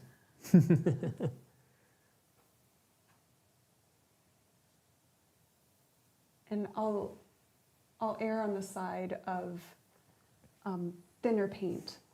Thinner meaning less quantity of paint. I'm not adding anything to this. in order to achieve that effect of transparency, even though I'm using not as transparent pigments. Yeah, there we go. You got it. Words.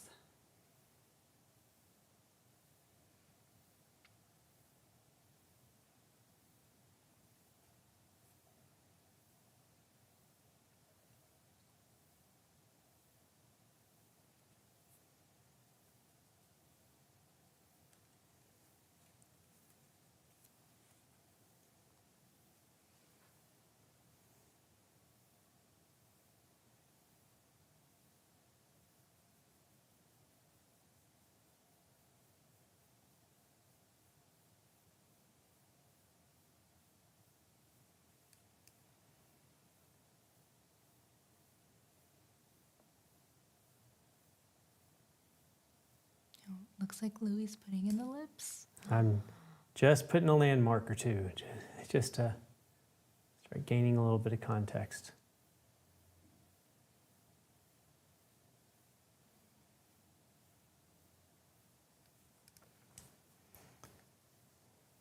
Kind of have to. We're getting closer to the sessions, you know. Mm-hmm. Closer to the end. It's almost 4 o'clock. It's 3:54. Okay. That's fine. Okay, we're okay. Deep breath. It's all good.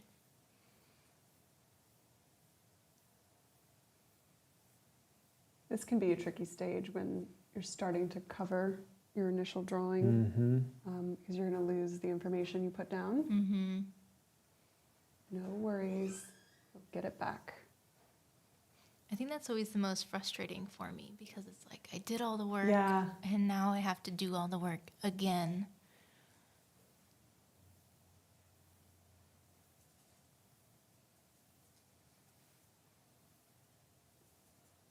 There's this fruit fly that keeps harassing me over here. And I think you need to do your apple cider thing, Louis. Oh, Yep, yeah. I'll bust open my Because- traps. He has been flying on my face and it's not fun. How rude. I know, right? Personal space.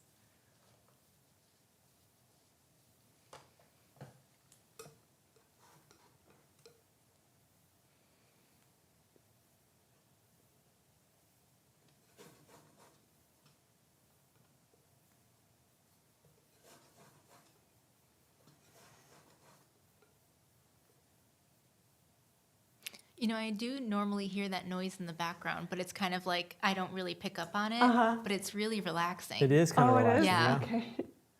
Like sometimes I'll hear it like in between because I always have music on my headphones, and sometimes I'll hear it like in between. It's just like, Some gentle scraping. yeah, it's just kind of calming in a way.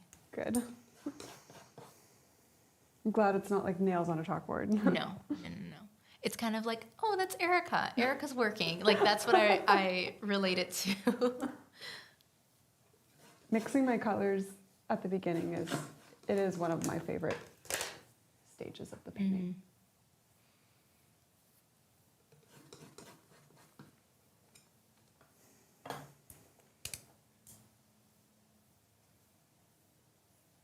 Oh, we have a sweet comment from Alyssa for me. She's saying, doing an amazing job, Tina, as always on the chat. Thank you, Alyssa. That's very sweet of you.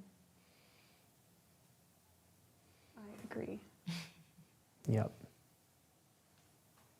Yeah, always does such a good job. If you give me some jokes, I'll play some sound effects.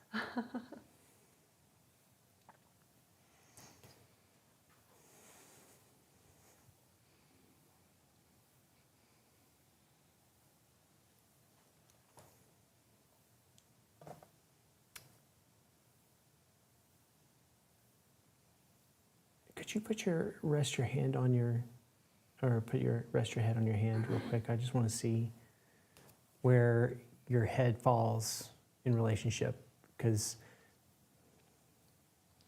I'm thinking about like just at least getting the shoulders in. I just want to make sure the tilts are similar and okay.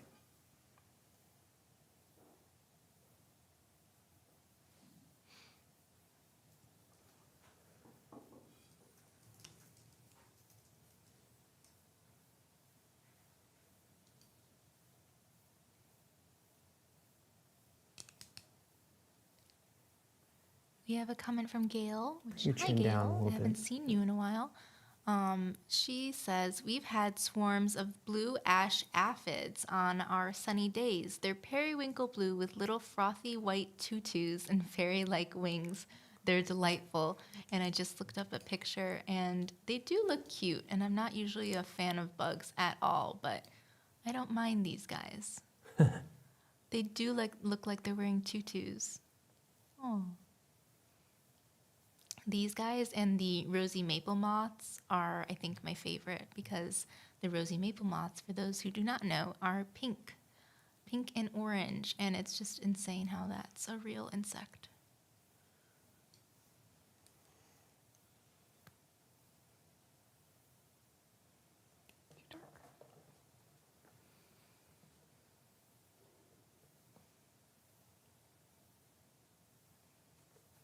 You know, I had a grasshopper on top of my car the other day. Did you really? All the way on top of my car.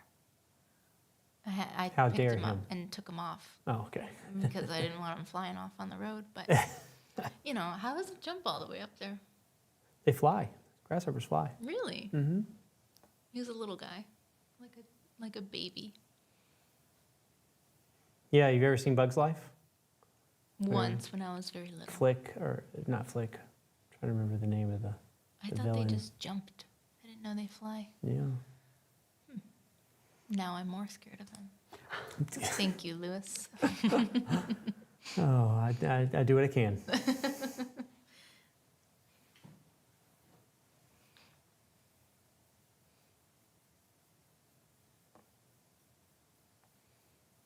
We have Frentis joining. They say hello from Denmark.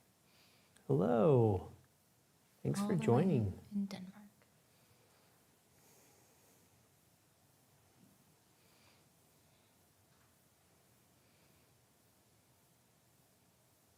This is the stage where I have to remind myself not to get ahead of myself Mm. and worry if,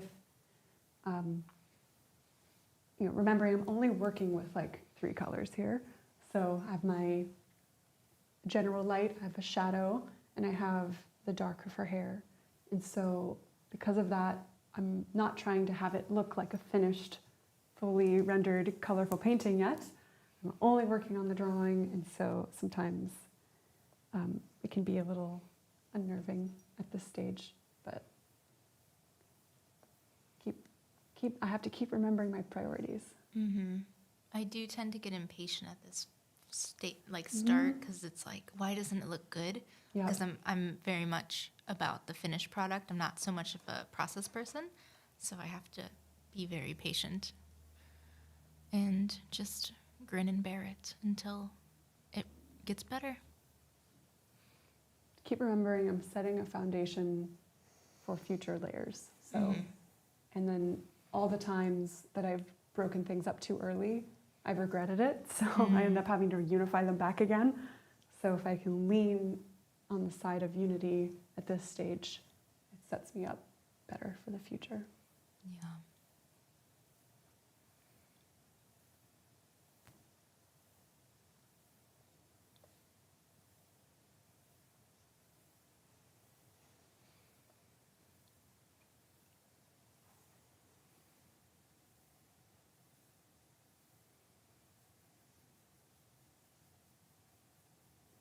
This is the stage where I'm painting what I'm seeing when I squint.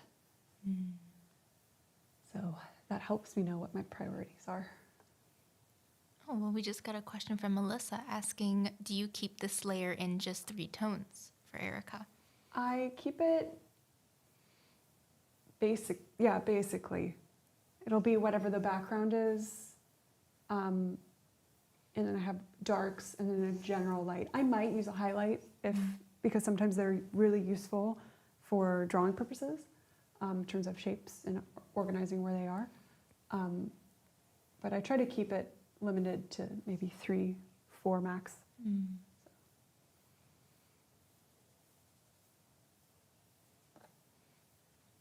And we have about 5.5 minutes left for this session.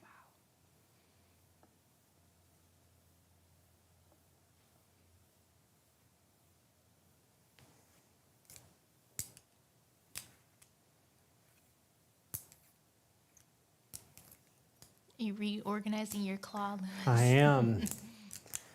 Yep.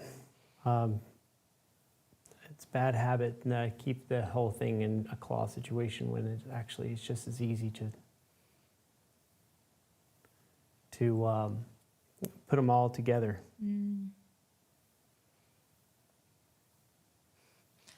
I always find, because I usually don't do the claw. I usually keep my brushes down on my easel little compartment thing. But I find that I hold all of my stress and tension in my left hand. So I'll grip the paper towel really hard. And then when I have the brushes, I'll just squeeze them and it hurts my fingers because they're like in between the fingers. So I can't do the claw, but maybe one day. Just hold all the tension in my hands. I'd rather hold the tension in my hands than in my shoulders. I tend to have all my tension in my shoulders, and I'm full of knots by the end of the day. We should hire a personal masseuse Yeah. for East Oaks. I think that'd be a good idea. I think that's a great idea. You buying? I think we could find a budget.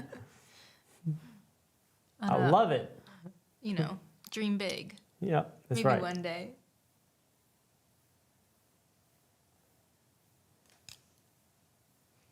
I think it's an excellent idea. Start a GoFundMe for East Oaks Studios to get a personal masseuse. Definitely a priority on the budget. Yeah. Imagine how relaxed we'd all be. There's this scene in, I don't know if anyone has seen Grey's Anatomy, but there's the ER section where like the surgery ward where all of the doctors are in Grey's Anatomy. And then in the building over is the dermatology department. And in the dermatology department, everyone there is pretty. They have their own personal masseuse who's giving them massages while they are also working. And I think that's what we need to do here. And that's how I imagine your brother, Lewis. It absolutely is true. My brother's a dermatologist, and you walk in and everyone's gorgeous, including him. You know, it is a true, I think it is a true, accurate demographic and statement. And they're very zen, it's very chill. It's funny because my other brother-in-law, I have a lot of brothers and brother-in-laws that are doctors and attorneys. And so we're just going to go ahead and throw that out there. And I have another brother-in-law who is in his final year of med school, and he said they had like a group of lecturers that were dermatologists come, and he's like, I mean, they were like in their 40s and they looked younger than me. It's like, yeah, they got some sort of secret sauce. They're doing something.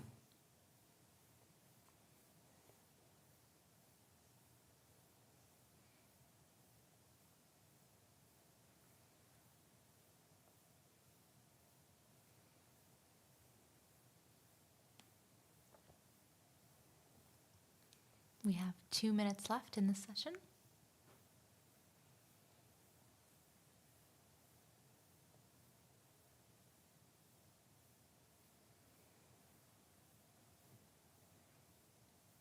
Oh, and maybe while we're on break, I'm going to give a question to the chat. But if anyone's being anything for Halloween, or if your kids are being anything for Halloween that you want to share, we'd love to know. I am being Jack Sparrow from Pirates of the Caribbean. Still working on my artist killer costume. My serial killer as an artist. So far, Abbott Slayer is my favorite. Killer name. Abbott Slayer. Instead of Thayer.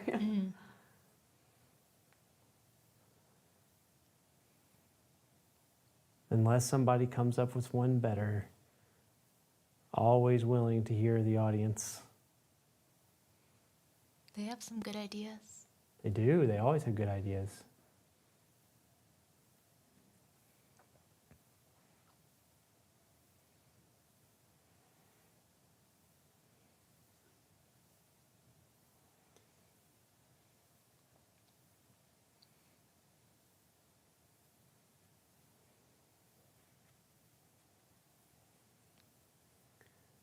this is like a really good challenge because of my side has some shadow shapes, but not a whole lot. So, and it's so easy to like fall on shadow shapes like a crutch and be like, okay, What are you trying that's to say? is that what you're saying?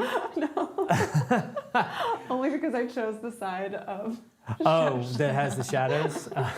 We're trying to say, Lewis. I'm gonna choose this one for sure. This You're would like, this is a great angle. Oh, Let's man. do this shot. this Are we be done? great for a reality TV show.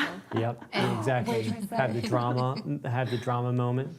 Timer is done, so model taking a break. Taking a break. And we will be back in 5 minutes, everyone.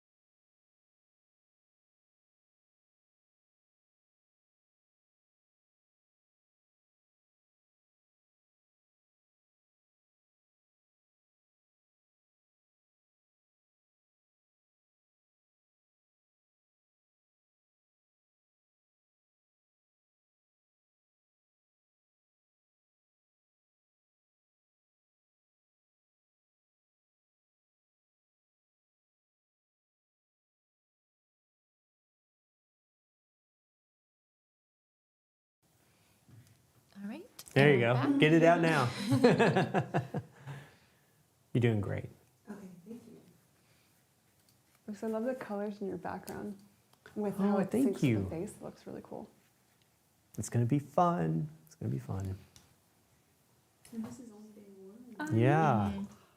It's a foundation. Right? Yeah. We have a comment from Emily. This is regards to the Halloween costume question that I put out. She says, Tina, that's awesome. In high school, the band dressed up for Halloween, and I was Jack Sparrow, and my friend informed me that she was slightly disturbed that she was attracted to me. Oh.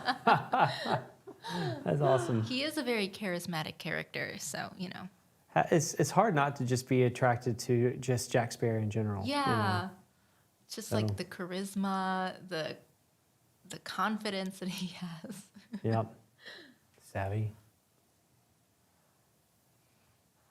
It'll be great. I'm very excited to see Brian dressed up. I mean, as I'm Jack enjoying Sparrow. that both you and Brian are Oh, yeah, both they're going to be both Jack doing it. Sparrow. We're I mean, both come being on. Jack Sparrow, yeah. And Great I think, idea. I honestly think he just wants to wear eyeliner. And I'm fine with that. I'm Yeah, going to put yeah. eyeliner on him. Perfect opportunity. Yeah.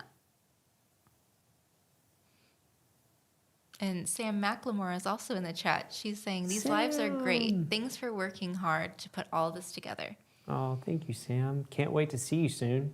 Mm-hmm. Coming up. Yeah, right around the corner.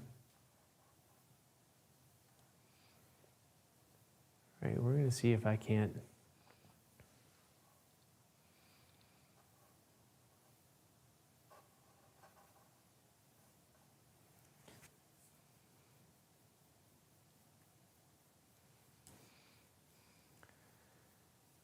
It's one of those things where I'm debating whether I should like leave the hand for tomorrow or do it now. You said we have one session or two sessions? I think 2. So this one and then another one. Okay. Maybe Okay. a little like longer last one. We'll see. A longer last one. Maybe like an extra 5. I'm not sure. I'm never good with time like that. So we'll find out. We'll find. Okay. That's part of the challenge. Yeah. Yeah, put Tina back We'll here. see at how the much time we have.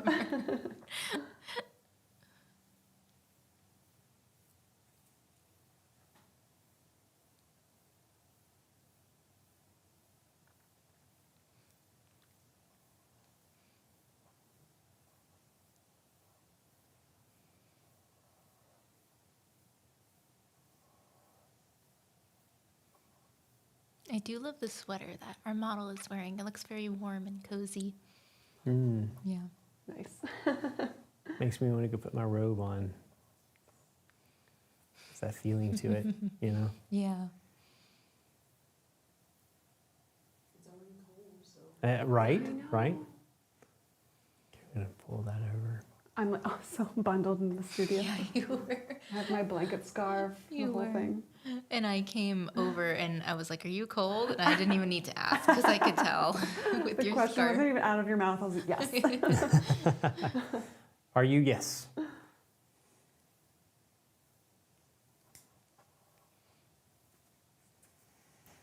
I really like the hand position right now. I'm wondering if I should go for it. You gonna risk it for the biscuit? Risk it for the biscuit. I'll give you a little applause for motivation.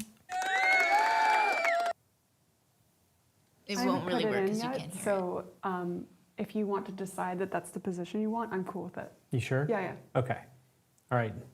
Gonna have to remember that's the position you got your hand in. And here we go. Risking it for the biscuit.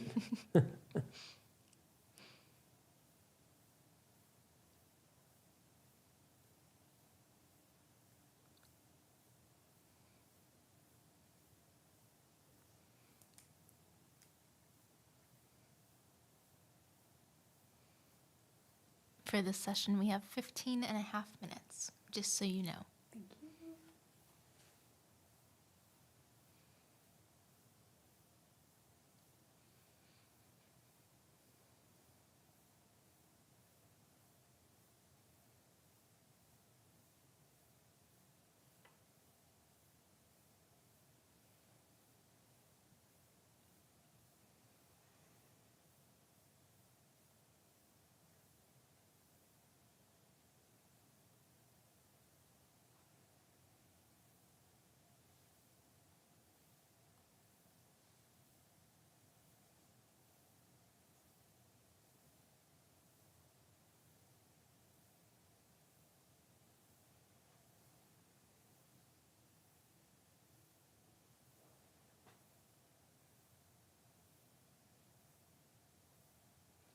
You know what I think would make this more fun and way not more challenging is if I were to tell you guys riddles while you did this and you had to figure out your riddles. Riddles? fun? To figure out the riddles while we While do you're it? painting, while you're talking, while you're trying Yeah, to that sounds figure out. awesome. Not. No. I do love a good riddle though. I absolutely love a good riddle.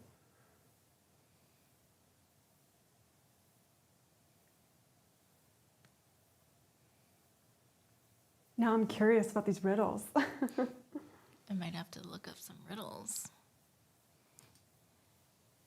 Okay, we'll do riddles and then we'll have the chat also guessing to see if they know the answer. That way it's not all on you guys. Please. I'm painting hands right now. Let's see, riddles for kids, riddles for adults, riddles for middle Riddles for kids. schoolers, riddles for kids.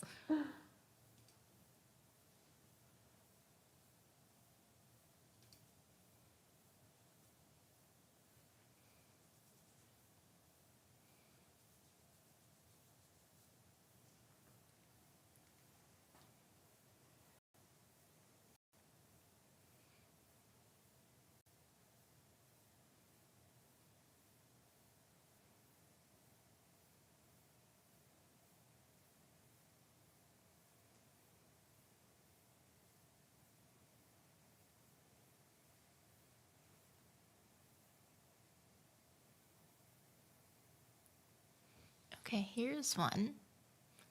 What has many teeth but cannot bite? And this is for everyone, so take your time. A saw. A comb? Yes. Yes.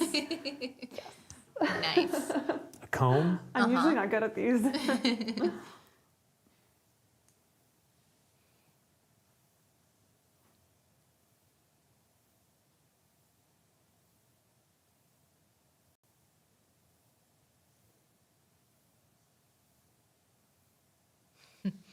What do Alexander the Great and Winnie the Pooh have in common? I got no idea. I'll let it stew for a little bit.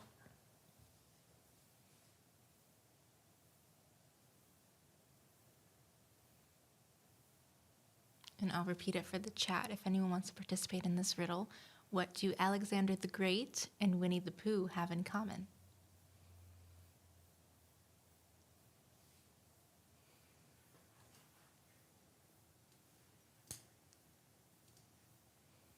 And for this painting right now, I'm working on getting the mouth, nose, chin relationship. And this usually takes me a minute to get it looking accurate. But I'm trying to keep my values close together so I don't have that bothering me while I'm painting. Better to err on the side of unity.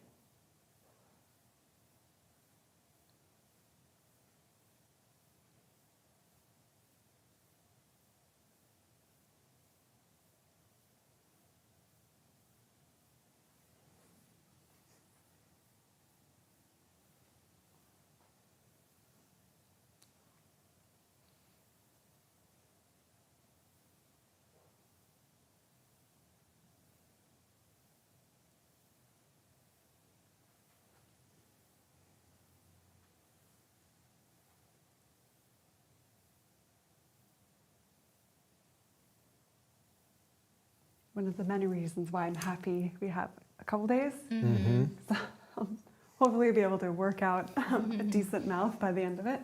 Doesn't it kind of like lift the weight from your shoulders knowing that you don't have to have this done in 3 hours? Yes, for sure. It's like, it doesn't mean I can relax, but it means that it's not quite as intense.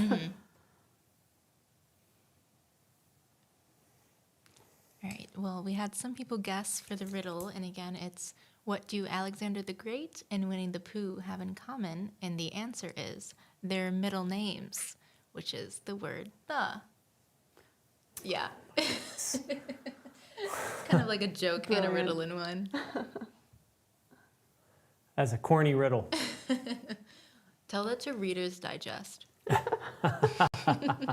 Complain to them.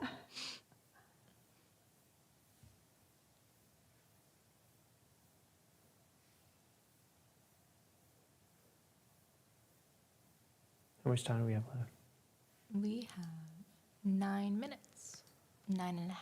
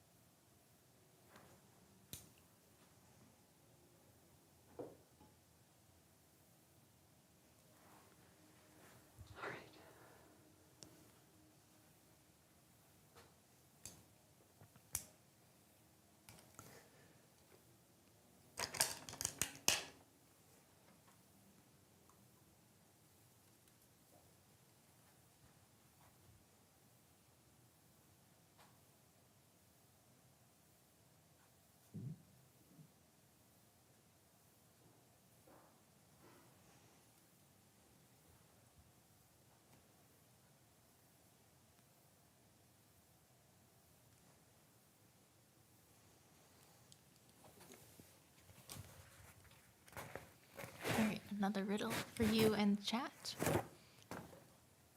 What starts with a T, ends with a T, and has T in it?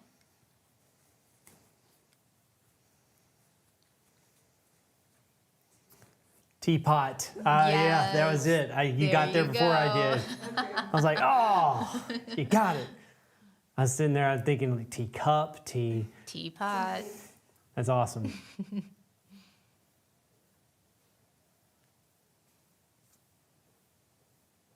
Good job.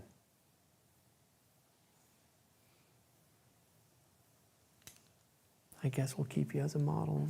Beauty and brains. Exactly.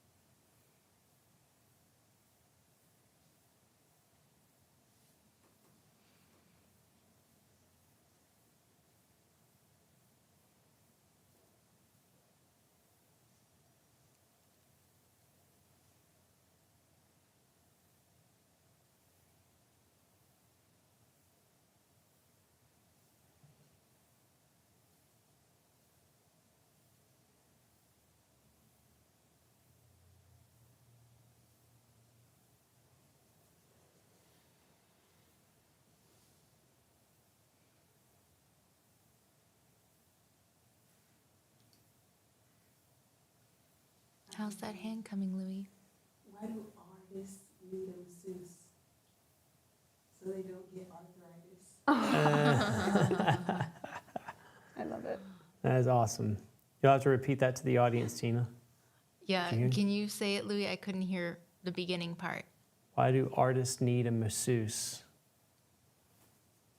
Why? So they don't get arthritis.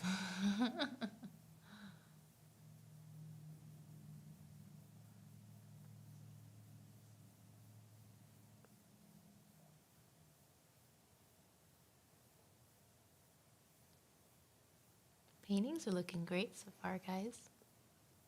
Ooh. Just keep me posted on the time on this one. Just trying to. 5.5 minutes.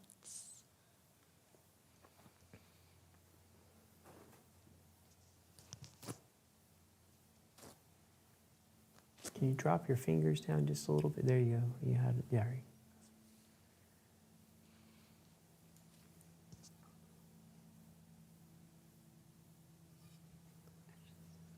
Let's see.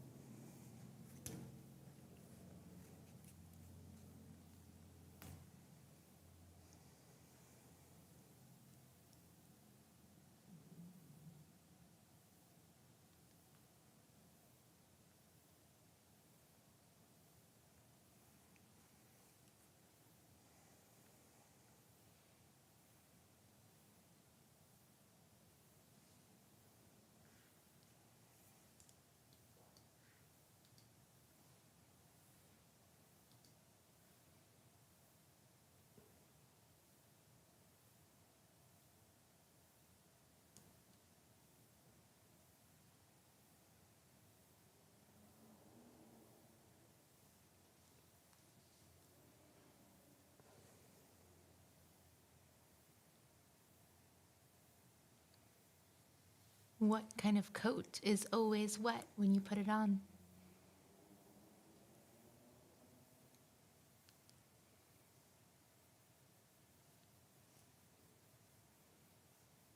And let it stew for a little bit.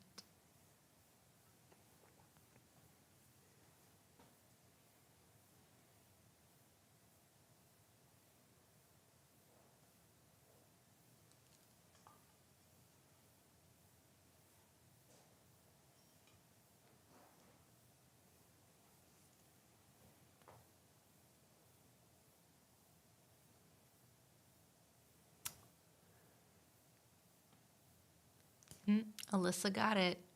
A coat of paint. Nice. Very thematic. Mm-hmm. Love this. Everybody's got thematic riddles. I can't even complete sentences right now. Thematic riddles. And Barbara said nail polish, which is technically also correct.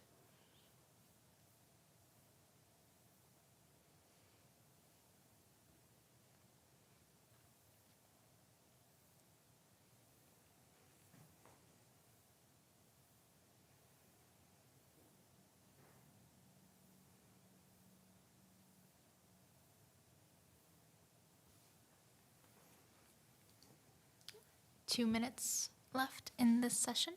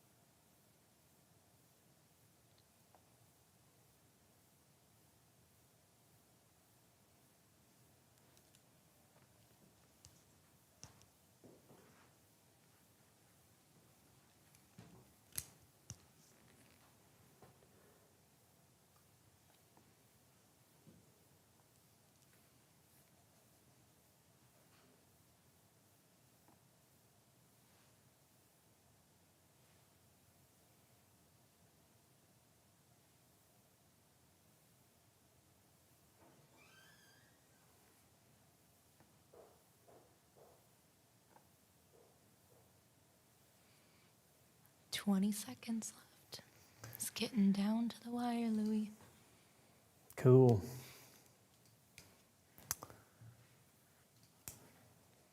I made it enough, that's all. So that's good. All right, well, on that note, we are going to take a model break and we will be back in 5 minutes.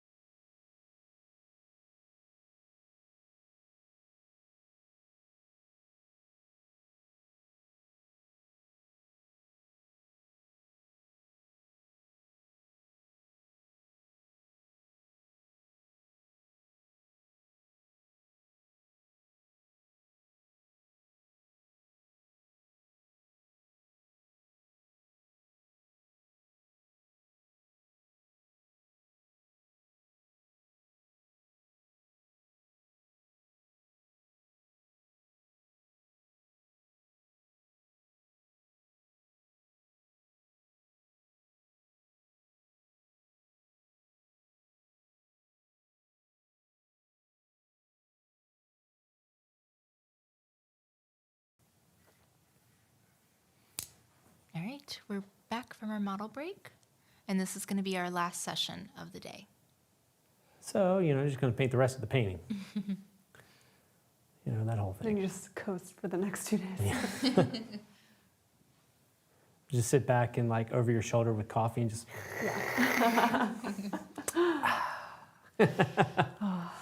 Courage. Couldn't do it. It's like a backseat driver, but for painting. Can you lower your chin slightly? Thank you. How's that work for you? Yeah, it's great. Perfect, thank you.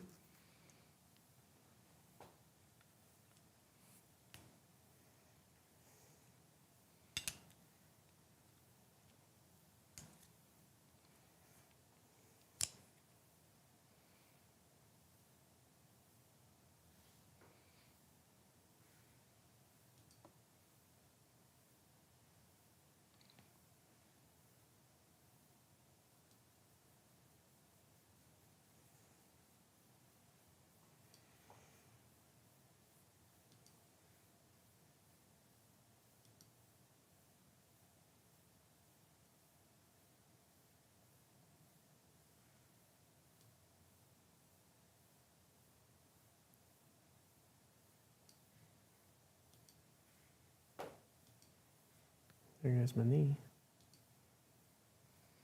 That was your knee? Yep. Ooh.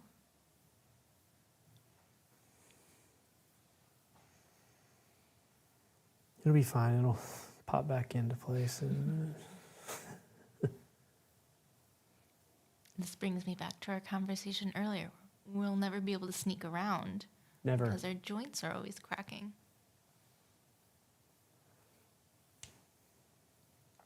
If I was in There's a horror Rice movie, Krispie joke in there, but I'm not going to go for it. I would never survive in a horror movie. Bless. Yep. Cover the mic. Oh, you actually sneezed? I did. Holy cow. Good. Yeah, bless you. I didn't know. Thank you. That's definitely not one of my sneezes. No, your sneeze actually scared me today. Did it really? Yeah, you were like, I don't know, you were in the dungeon and I was transferring my drawing onto my panel and you sneezed and it did startle me a little bit. That's funny. Do you mind straightening your head slightly? Yep. And then turning gently towards me. Perfect. And then tilting a little bit back. Yep, a little bit more. Perfect. Thank you. Does that feel comfortable for you? Totally. Oh, I thought you were talking to me. Yeah, Yeah, it's no totally worries. comfortable for me.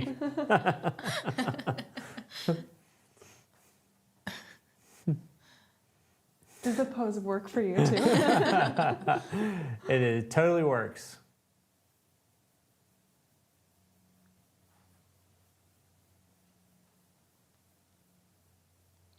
Yeah, those poses with your hands are hard. I remember I did that once and my hand, both of them, went numb after a certain time. Yeah.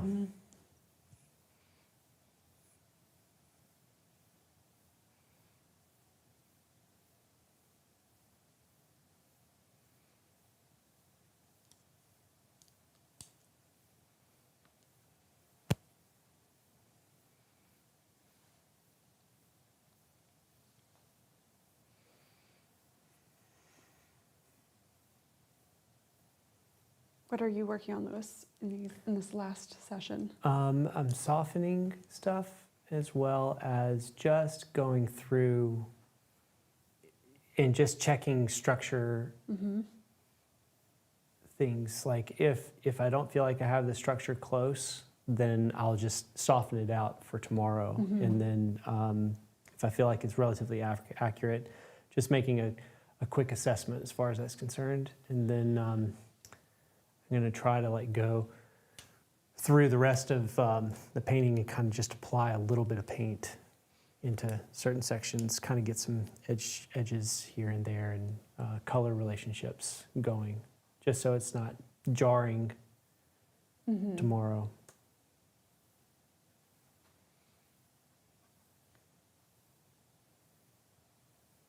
I would say that even though my painting looks different from yours, I'm kind of doing the same thing now. Yeah, okay. Just making sure that I'm just going correcting some drawing things in the face, basically making sure everything feels connected and in place before tomorrow. And like you said, if there's something I'm not quite sure about, I would want to make sure it's soft and ready for clarity tomorrow.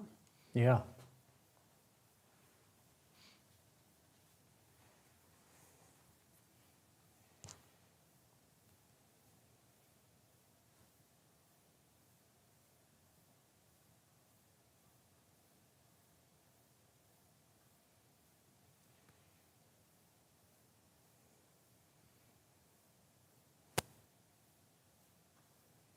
And even though I don't have my full value range that I'm working on, I have broken up my values a little bit, but basically thinking shadow, mid-tone, light highlight, essentially, just keeping it that simple. Not trying to break things up too much, but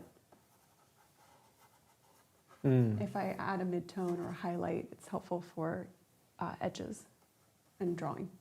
Edges for the mid-tone, drawing for the highlight.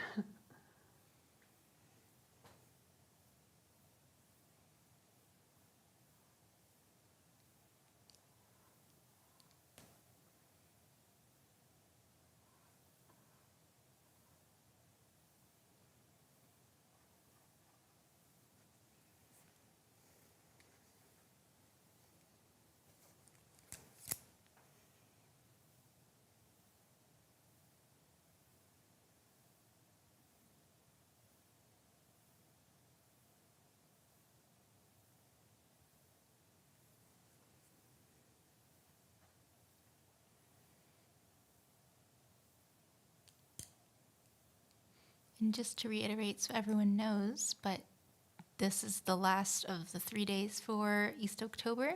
So for tomorrow, we're also going to be working on this painting again with the same model, same for Friday. So the point of this end phase of the challenge is to see how the artist would work in layers.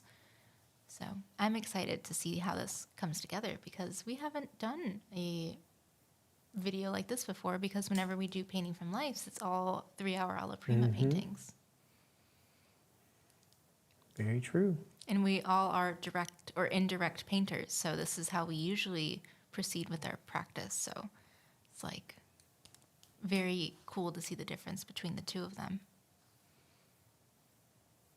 Even though this isn't necessarily facing my fears for process, it is certainly facing my fears for exposing this middle stage of the painting for all to see when I don't have everything worked out. Very good So. point. Yeah, the awkward stage is real. Oh, it's loud and clear, and it will be for a while, and just got to keep going. Yeah, but I think it's also important to see that no matter how good of a painter you are, it still has its awkward phases, and it just happens. It's just how it is. You just have to Just means stick you're with not it. finished yet. Yeah. It's just a work in progress. So I try to remind myself to not judge it as if it were finished. It's, you can judge it so you know where you want to be, but it's just part of, you're in the middle. Yeah. And I always think about that quote from Jacob Collins, I think, where it's like, it should look pretty at every stage, which is true in some regard, but sometimes it's just not possible. Yeah. It's, yeah, I think you're absolutely right on the quote. I think his intent behind it is to say to be thoughtful about like creating beautiful marks, because you don't know if you'll keep those to the end. So it's just, I think it's a certain philosophy of thinking on a certain way of painting. But it absolutely doesn't mean that it has to be true. But it's kind of like when you're painting one of your paintings and you have all of this like beautiful brushy work that you're putting on the underpainting, and you want to keep some of it later. It's the beauty of what you did in the underpainting that helps. inform part of the poetry later that you get to keep. And so, but that doesn't mean that every stage while you're working in the stage, or even when it's done, that every part of it is perfectly beautiful, you know. But I like thinking of it as keeping your marks intentional. yeah, Through the process. that's probably a better way of stating the same intent. Yeah, I like that, Erica.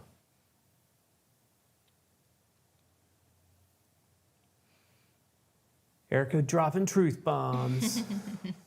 Fresh Drop drop. the mic. And we I'm just have- summarizing what somebody else said. Can't take credit for that. Sometimes summarizing's better Mhm. because somebody thinks the same way you do, and it didn't make sense for them how it was stated, you know. We have 9 minutes left. 9 minutes. Again, so happy we have multiple sessions on this. Mm-hmm. Honestly, though, these are looking great so far. I can't wait to see how they progress. Even though I won't be switching. And everyone, today is my last day behind the mic. No. I mean, I'll be back for like PFLs and stuff. But Yeah. you know, You'll hear her lovely voice again. This will be the Yes. last time. and maybe possibly see me painting again, because last Thursday when we painted Brian on opposite day, that was my last day painting. So it's coming to an end, but it was fun while it lasted.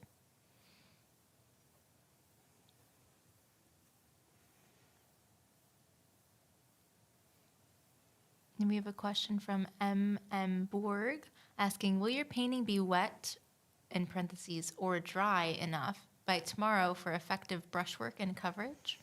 That's a good question because now that you're saying that, I should have been paying more attention to that. It should be, to be honest.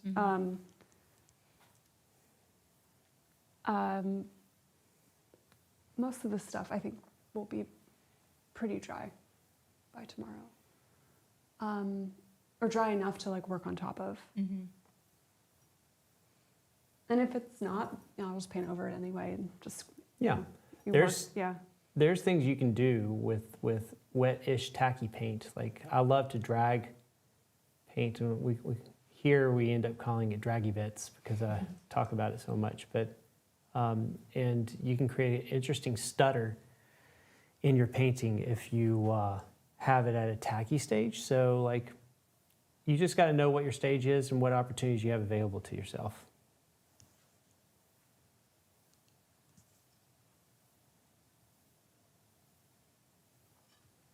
Turn this way just a little bit.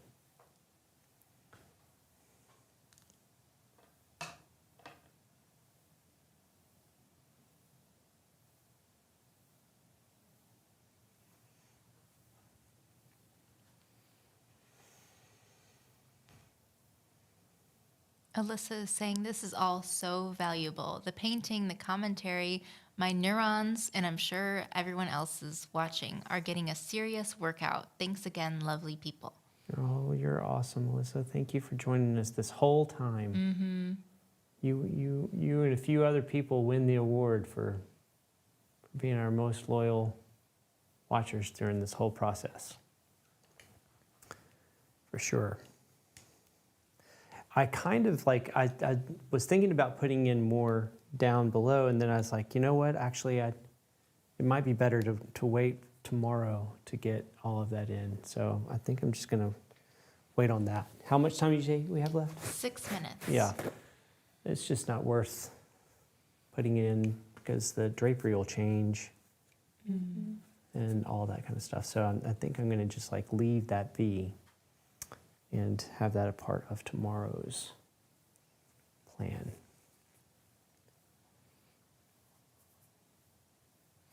Judith is also saying thank you. She says, I've been working on a portrait of my grandson. And Sean Kelly Studio says, stunning starts. I look forward to seeing the rest of the process. Hey, well, thank you. Yeah, it's a We look big forward to- finale here. Last 3 days. The last hurrah. Da-da-da-da. We have such a wonderful model. I can't wait to Mm-hmm. have her back again for another day. We're going to be another 2 great days. friends by the end of this. Yeah, we're all going to be living it up. And we are also having our studio sale sometime in the month of November. So after East Oaktober is done, the paintings that has been made during the live streams will be available to purchase on our website, and we'll be releasing more information as the time comes. But if you saw a painting that you really liked, it will most likely be available to purchase for the studio sale, and it's a great time to get presents for the upcoming holiday season. Yes, it's a wonderful way to, it's a unique gift to give to people. And it's a wonderful way for you to support us here at the studio, you know, for trying to put out this wonderful content. So, but it really has been such a pleasure. And I'm excited because I have, you know, part of this was also a way to test new equipment and material that I've gotten to like continue to do this. So I'm hoping this is the first of many unique, interesting live streams that we can do for our audience. Mm-hmm. We've gotten so many good ideas from the audience and just kind of brainstorming over the past few days of what kind of other challenges we can do. So it'll be good to actually have them done.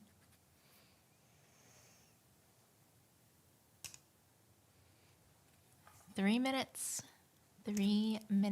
left, everybody.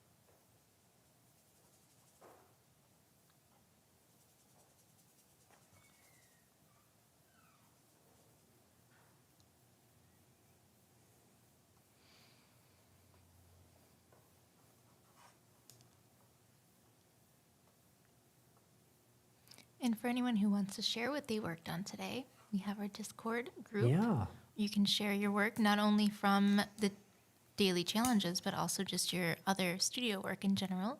We have 2 different Discord channels for that. We also have a share your pet page if you want to look at some cute pets and share your pet photos. And Miss Rosie is on there. Oh, those pictures of her were so cute. Yes, her alligator face and her forlorn face. Everybody needs to go check out her forlorn and alligator face. Yeah, it looks like she's waiting for her husband to return from war.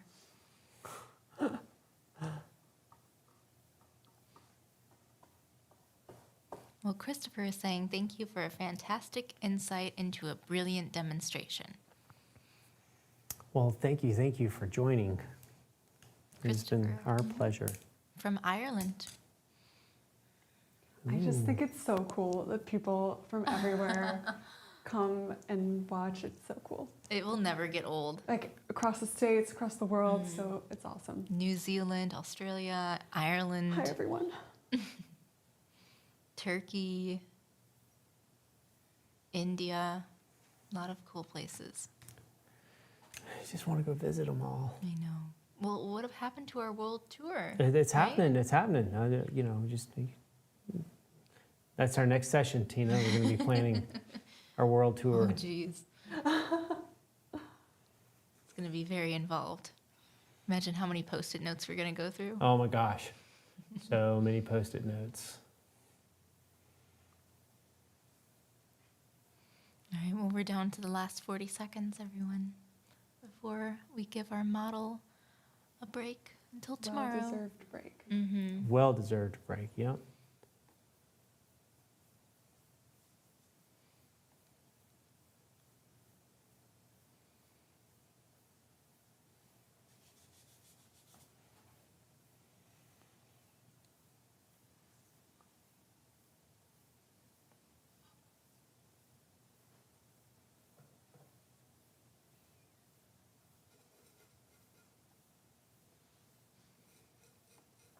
course, I do one of those things where I start working on the eyes right before we like finish, and that's like the bad move. Don't do that. Well, we did just hit 5 o'clock. All right, everybody. Well, look, thank you so much for joining us. Thank you so much to our model and for Tina and everybody else in the group. Y'all are wonderful. We will continue this painting tomorrow. We look forward to seeing you then. Happy painting for the rest of the evening. Don't forget to put your stuff on Discord. We'd love to see what you're working on. And y'all have a fabulous rest of your day.